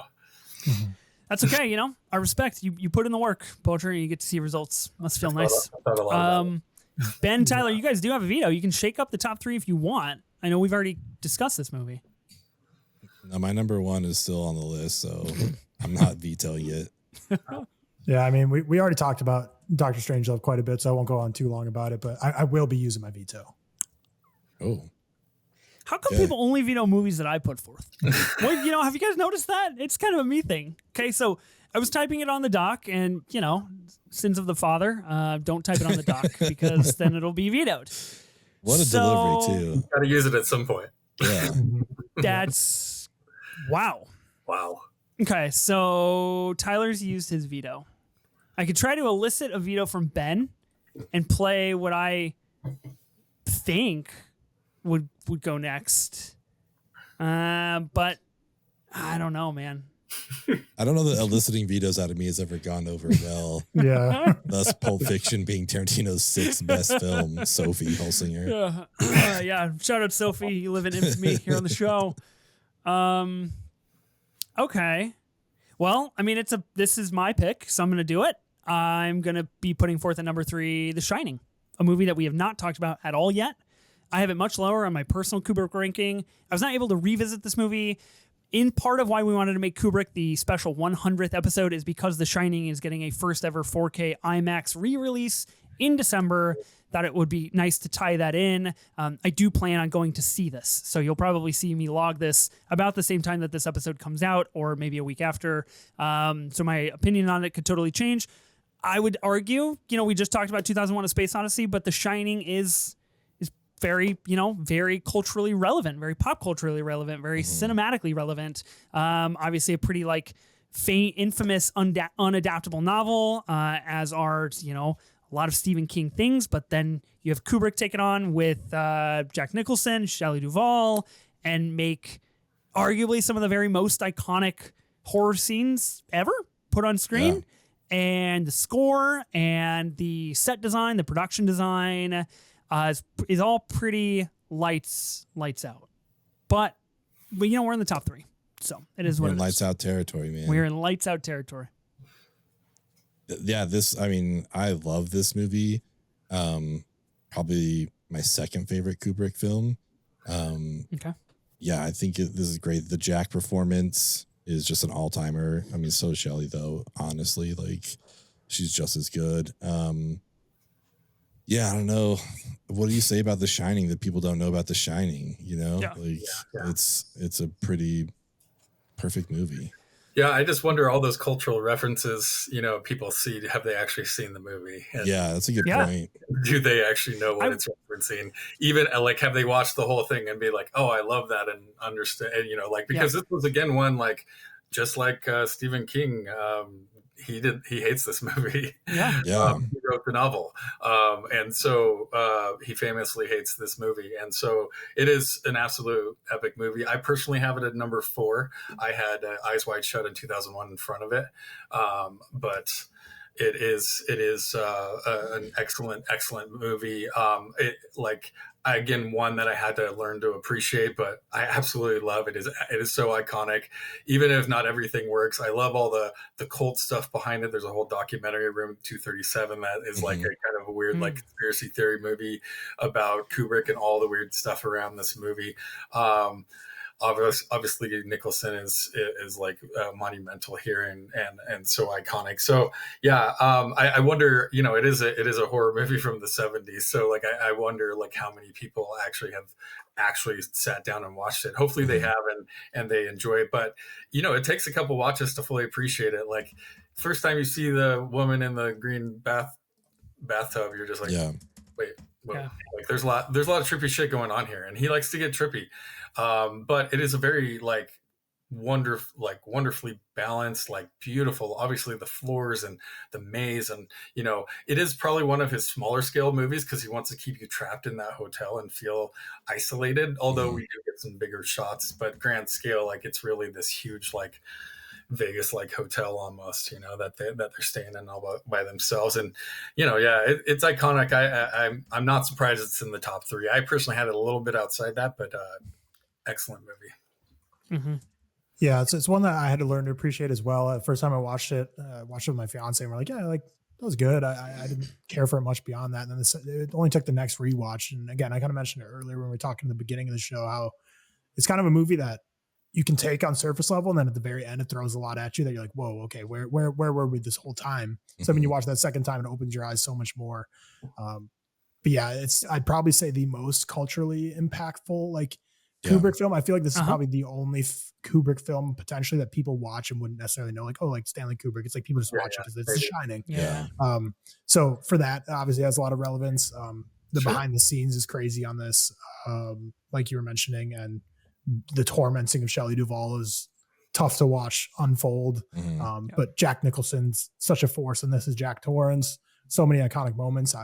It referenced heavily in Steven Spielberg's Ready Player One. Thank you for shouting out one of my favorite Spielberg movies. I was waiting for the opportunity to talk about it. I don't love the movie, but I do remember the Shining references in it. Like the whole middle third of that movie is just all like it's all Shining. Stuff. Yeah. My only complaint about The Shining is Scatman Crothers leaves his like sex lair that he's in to go back up and save them, and he gets like 5 feet into the door, and he's gone. They get him with the axe in the back. I'm like, come on, he got half the movie going up there, and you kill him instantly. We have no characters. No, iconic, great movie, but kind of a silly moment. And shout out Alamo Drafthouse. They have like themed theaters all throughout the country, and the one in Austin, kind of like the OG one, is all Shining themed. There's a Room 237 theater. You have the twins projected on the wall. It's all Kubrick themed all around the hotel. It's really cool. Or the movie theater. Sick. That's dope. I live just over an hour away from Timberline Lodge here in Oregon, which is where they shot the exterior shots of the Overlook Hotel. So I've never visited it, but it'd be cool to go check that out. Okay, Ben, you're not vetoing this. You're the only one that could make a change here. Yeah, no, I'm cool with it. I think also like the BTS, isn't this like the first movie that used Steadicam? I feel like I watched something about that, and like they were still developing the Steadicam, and they tested it out on this movie. Like it was one of the first ones. That's why we were able to get those shots, like following Danny down the hall and stuff like that. It was done with the Steadicam, I Makes guess. Sense. So, cool. Oh, that's cool. That's yeah, sick. not vetoing. Okay, not vetoing. Huge for the top 2. Tyler, power's in your hands, man. You get to determine what is number 1 and it's actually in Benny's hands if you think about it. That's true. Veto. Oh, very true. It's true. The 2 films remaining are my top 2. So Adam, Ben, very astute of you to also leave these ones available because incredible pulls here. And Ben, I kind of clocked what your favorite film is of Kubrick's pretty early on. Yeah. And I was happy because I was like, oh, hell yeah. Because that's definitely one coming into the draft I thought I would have to protect because it's one that I feel like most people do a draft. It's like, they get Fear and Desire and Killer's Kiss out of the way. And then here you go. Now it's time for that film, which is the film I will be playing here, but certainly not Heartbroken v veto to get to number 1. But I'm going to play The Killing here. My personal favorite is Dr. Strangelove. And before you make a decision on vetoing, I'll just read the kind of synopsis, I guess, and tell people. So The Killing, because I think this is definitely one of the most underseen Kubrick films. So 100%. after he does Fear and Desire and Killer's Kiss, immediately after Killer's Kiss, he jumps into this the next year. The Killing takes place at a racetrack, a casino racetrack. These guys are trying to pull off a heist that's all interconnected, and you kind of see them pull off this heist at this racetrack and see them all try and get away with it and split their separate ways. And like most heists go, there's crossing, there's disagreements, there's foils you run into along the way as you're trying to escape. And we've been speaking about Kubrick's comedy, and just the ending of this film on the runway is just one of the most brilliantly comedic timed with that little dog that yelps and runs and hits the luggage cart. Oh my gosh. It's just so hilarious. But this movie is, like I said, it's not my favorite. It's my number 2 favorite. So it's up there. So again, if it's vetoed, I don't mind. But even though the other one is my favorite, this one's the most like easily rewatchable for me. Like it's quick bit, 85 minutes, fiercely entertaining. I always love kind of the gambling. Well, I love gambling movies. I love heist movies. It blends them both into one while also being this crime mystery. There's a love story going on, and it just all ends in such a satisfying way. And yeah, it's one of those that like you kind of watch for the first time, or most people, like at least I did. I watched for the first time just purely out of completionism, to be like, I haven't seen all of Kubrick's films. Let's throw this on. And I was very pleasantly surprised that I was like, wow, I love this. And I've already seen it multiple times since then. So The Killing, thrilling. I'm putting it at number 2 here. Nice. Cool. Wow. Amazing. Ben, are you going to veto this, or can we use this as a platform to talk at length about The Killing? I don't know. Let's talk about it and I'll decide. Okay. Yeah, I think I echo a lot of what Tyler said. I actually think this is like one of the most criminally underrated and underseen Kubrick movies for sure. This was the first movie that I watched on this venture to this podcast and to kind of start checking off a lot of the Kubrick movies. 85 minutes long. I was like, great. This is easy to toss on. It's easy to watch. It does a lot of what we were talking about earlier about how like Kubrick likes to play with time. This is one of those movies that's like 2 days earlier, a day earlier, and then back, and then we get to watch a lot of this unfold. It's a great heist movie. I think one of the very greats in my opinion. And when I watched this, I had zero expectations going in. I had no idea what this movie was about. I just knew it was kind of a heist movie that takes place at a track. The final 2 minutes of this movie, I am fucking obsessed with. I think it is like one of the greatest power plays that Kubrick or any director really has ever made. And I immediately sounded off to Molly, my partner, about why endings like that don't exist anymore in modern Hollywood, because it is completely brilliant. I don't want to spoil anything. I don't want to even say where it goes. I can only recommend it. And on the most recent Criterion sale, I literally didn't know they had a Blu-ray of The Killing, and I ended up snatching it and picking it up. I'm 100% going to rewatch this very soon. I love this movie. It's fantastic. It's interesting enough, the 2 movies that are still left on the board, the only 2 times Kubrick collabs with Sterling Hayden. Nice. Don't know if that means anything. The GOAT. But that's what we've done. It is very interesting. Also, like probably the 2 least iconic, like 2 of the lesser iconic ones. I would say Dr. Strangelove is, I would say this is absolutely his most underrated movie. I hadn't seen it until yesterday, and it's everything you guys said. It's his most entertaining movie.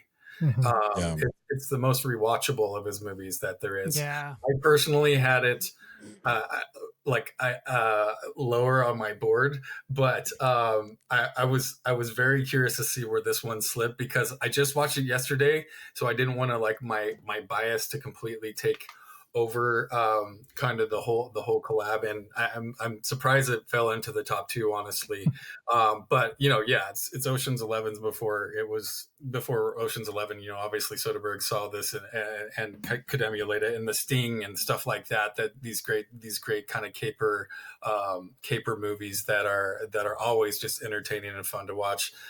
Again, surprised it fell to number 2, and I'm surprised I got my number 1, because my number 1 is Dr. Strangelove as well. So, we don't know yet. We don't know yet. Yeah, don't count your chickens before they hatch here, Palcher. Let's put the power back in Ben's hands. So, This is my favorite Kubrick film of all time. I love this movie so much. This was, again, I mentioned it earlier when I tried to watch those 500 films. This was my favorite new discovery to me that year.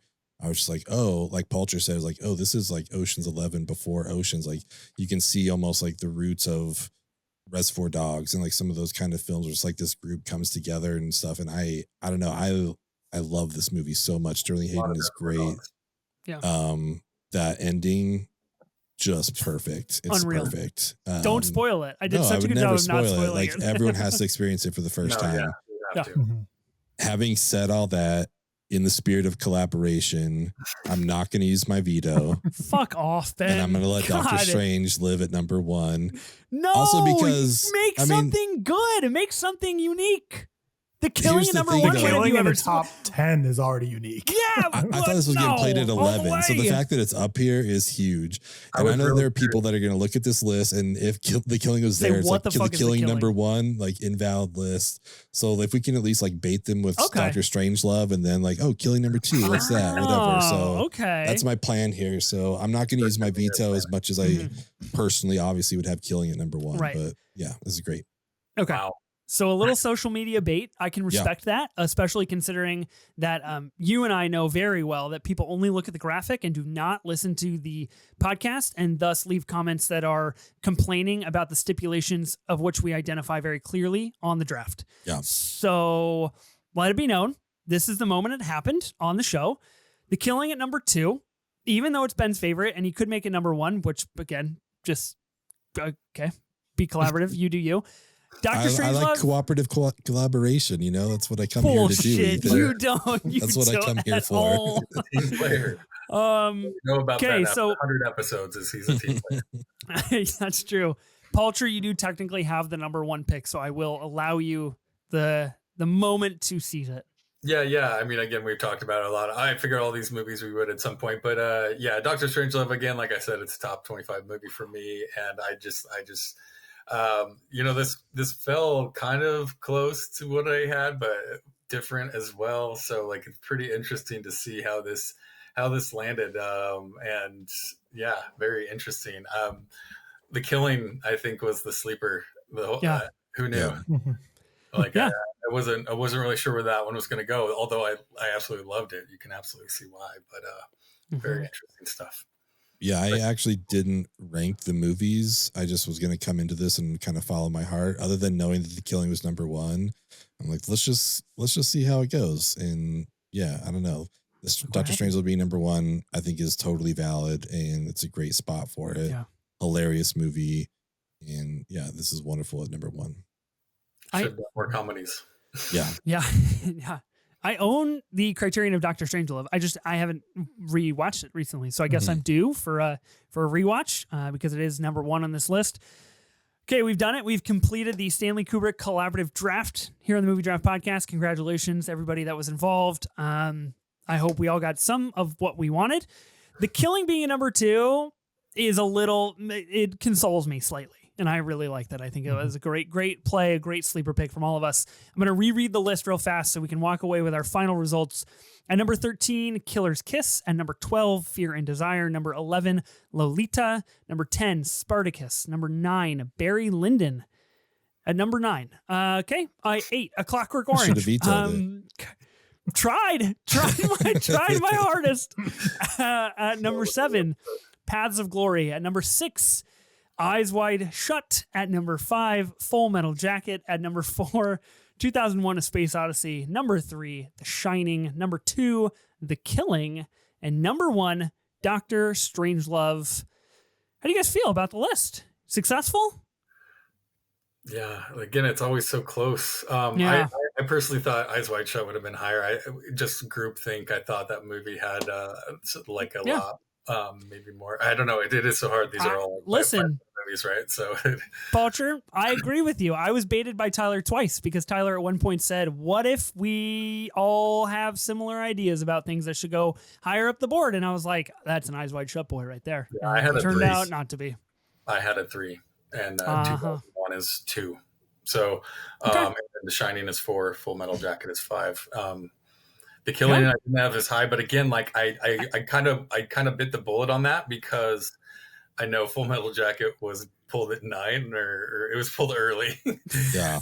And so I used one of my vetoes there. And so but I did love The Killing, but I didn't really know like if I was, because a 5-star movie for me, like I absolutely loved it, and completely rewatchable. But again, I just saw it yesterday, so I didn't want to. That was a little bit, but I was kind of curious to see where it would slip, so I wanted to kind of see. I'm glad it slipped to 2. It's really interesting. Ben, Tyler, you guys feeling pretty good about the list? Yeah, I'm very happy with it. I think it's a solid list. Okay. Yeah, I mean the top 4 here are all in my top 5. The only one, Barry Lyndon, really the only shakeup is Barry Lyndon. I have a lot higher, but Strangelove is my 1, Killing's my 2. Love to see that happen the way it did. Strangelove, again, one of the funniest movies I've ever seen. The Killing is so fiercely rewatchable that just hearing you guys gush about it as much as me, I'm ready to fire it up right now. Like I'd be happy to watch The Killing again.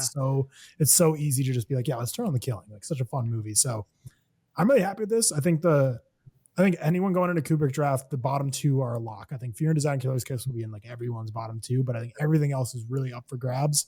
So this is really fun.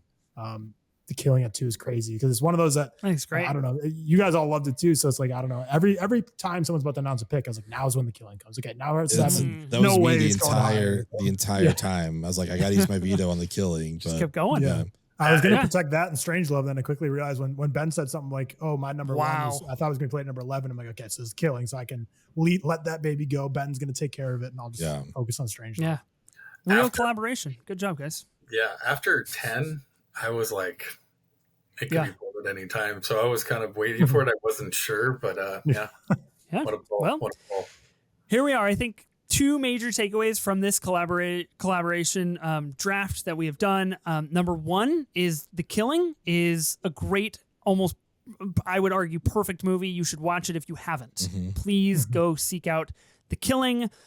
The second big takeaway is that Eyes Wide Shut is actually Kubrick's best movie, and y'all fucked up. A massive thank you to Adam and Tyler for joining us on the draft. Adam, if people want to find more of you, where can they find you at? Yeah, check us out at Deep Dive Film School, DDFS podcast. You can check us out on YouTube, Instagram, and TikTok. Those are our most active channels. We do a bunch of shorts, playing movie games, and do movie-themed festivals, and do scene reviews as well. So check us out there. Tyler, I'll follow you on Letterboxd right after this recording, but you can follow me at Adam Palcher there as well. I post pretty regularly, so. Yeah, I follow you on Letterboxd, Palcher, so I would know. I do. I appreciate Tyler, it. Thanks for watching all my reviews too. Oh, of course, yeah, no problem. Tyler, if people want to find more of you, where can they find you at? Yeah, you can find me on the Real Talk podcast. I'm getting ready for our 4th annual Real Talk Awards show coming up in about a month or so. We're going to have another in-person episode when they all come down for my wedding here. So that'll be really fun. Other than that, just search my name, Tyler, middle initial is C, and then Whitmore. And that's my name on every single social media platform, TikTok, Instagram, Letterboxd, all that good stuff. Although my Letterboxd is very out of date. I have like 12 movies I've just haven't logged yet because I don't know why I'm back to I need to go on a Letterboxd review bench after all these quick movies. Yeah. Real Ben energy on that one. Holy cow. Yeah. But it was a pleasure being Big fan of the podcast as always. Pleasure meeting you, Adam. And then Ben, like I said, it's been probably 4 or so episodes since I've been on one with you. I think maybe the 2010 draft when I pulled out the strategy of social networks of every time I think we might have ever been together. Yeah. So legacy play at this point. I was like episode 5 or 6 or something early on in the pod. So it's like been forever since I've been on with Ben, but you're always so fun on the pod to hear all the chaos. So it was a pleasure to be sitting front row to see the all-time moment. I appreciate it. The veto override. Yeah, I will correct. I'll do a little bit of corrective history here, Tyler. That episode was episode 11, the 2010 auction draft. And it was actually you, myself, and Sophie. We were the 3 people on that auction draft. Have I ever been on one with Ben? So I don't know if you and Ben have ever been on an episode together. I feel like we have, but it's not good podcasting to search an Excel Let's go doc through right this now, list right now I thought we had. figure this out. I don't know. I've been on probably 6 or 7 episodes, not trying to do them, but no, back in the early days of the pod, I would always text Sophie, I'm like, why am I never on with Ben? Like, I'm always on with you and Ethan, which is great. I love you guys, but like Ben's just the chaos, man. I want to be. I don't know that we ever have. It's That's crazy. It's true. This is great. Well, I mean, speaking of Ben, a man who loves collaboration, 100 episodes in. Congratulations. Thanks, Ben, for being part of this pod with me. Thanks for making it to 100 episodes, man. It was fun. Yeah. It was fun. This is it. At It's Benny the end. Burrito. Follow me. This is it. I'm out of here. Yeah. The ultimate link up has occurred. Yeah. As always, thank you, Ben. Thank you to Sophie for creating this podcast with me as well. And, really getting it off the ground. And thank you to every single guest that has ever been on here. I'm reading this like a eulogy. We have an episode next week, 101. So we have an entire 2026 slate, about 75% scheduled. So we know what we're doing for 2026. We have a lot of really good stuff in store. There's a lot of big movies coming out that we are going to do a lot of tie-ins with. So look out for that. Be sure to listen and subscribe to the Movie Draft Podcast on Spotify, Apple Podcasts, or wherever you get your podcasts. We're also now on YouTube with video, so you can subscribe to us over there. New episodes will be released weekly on Tuesdays. We'll see you then.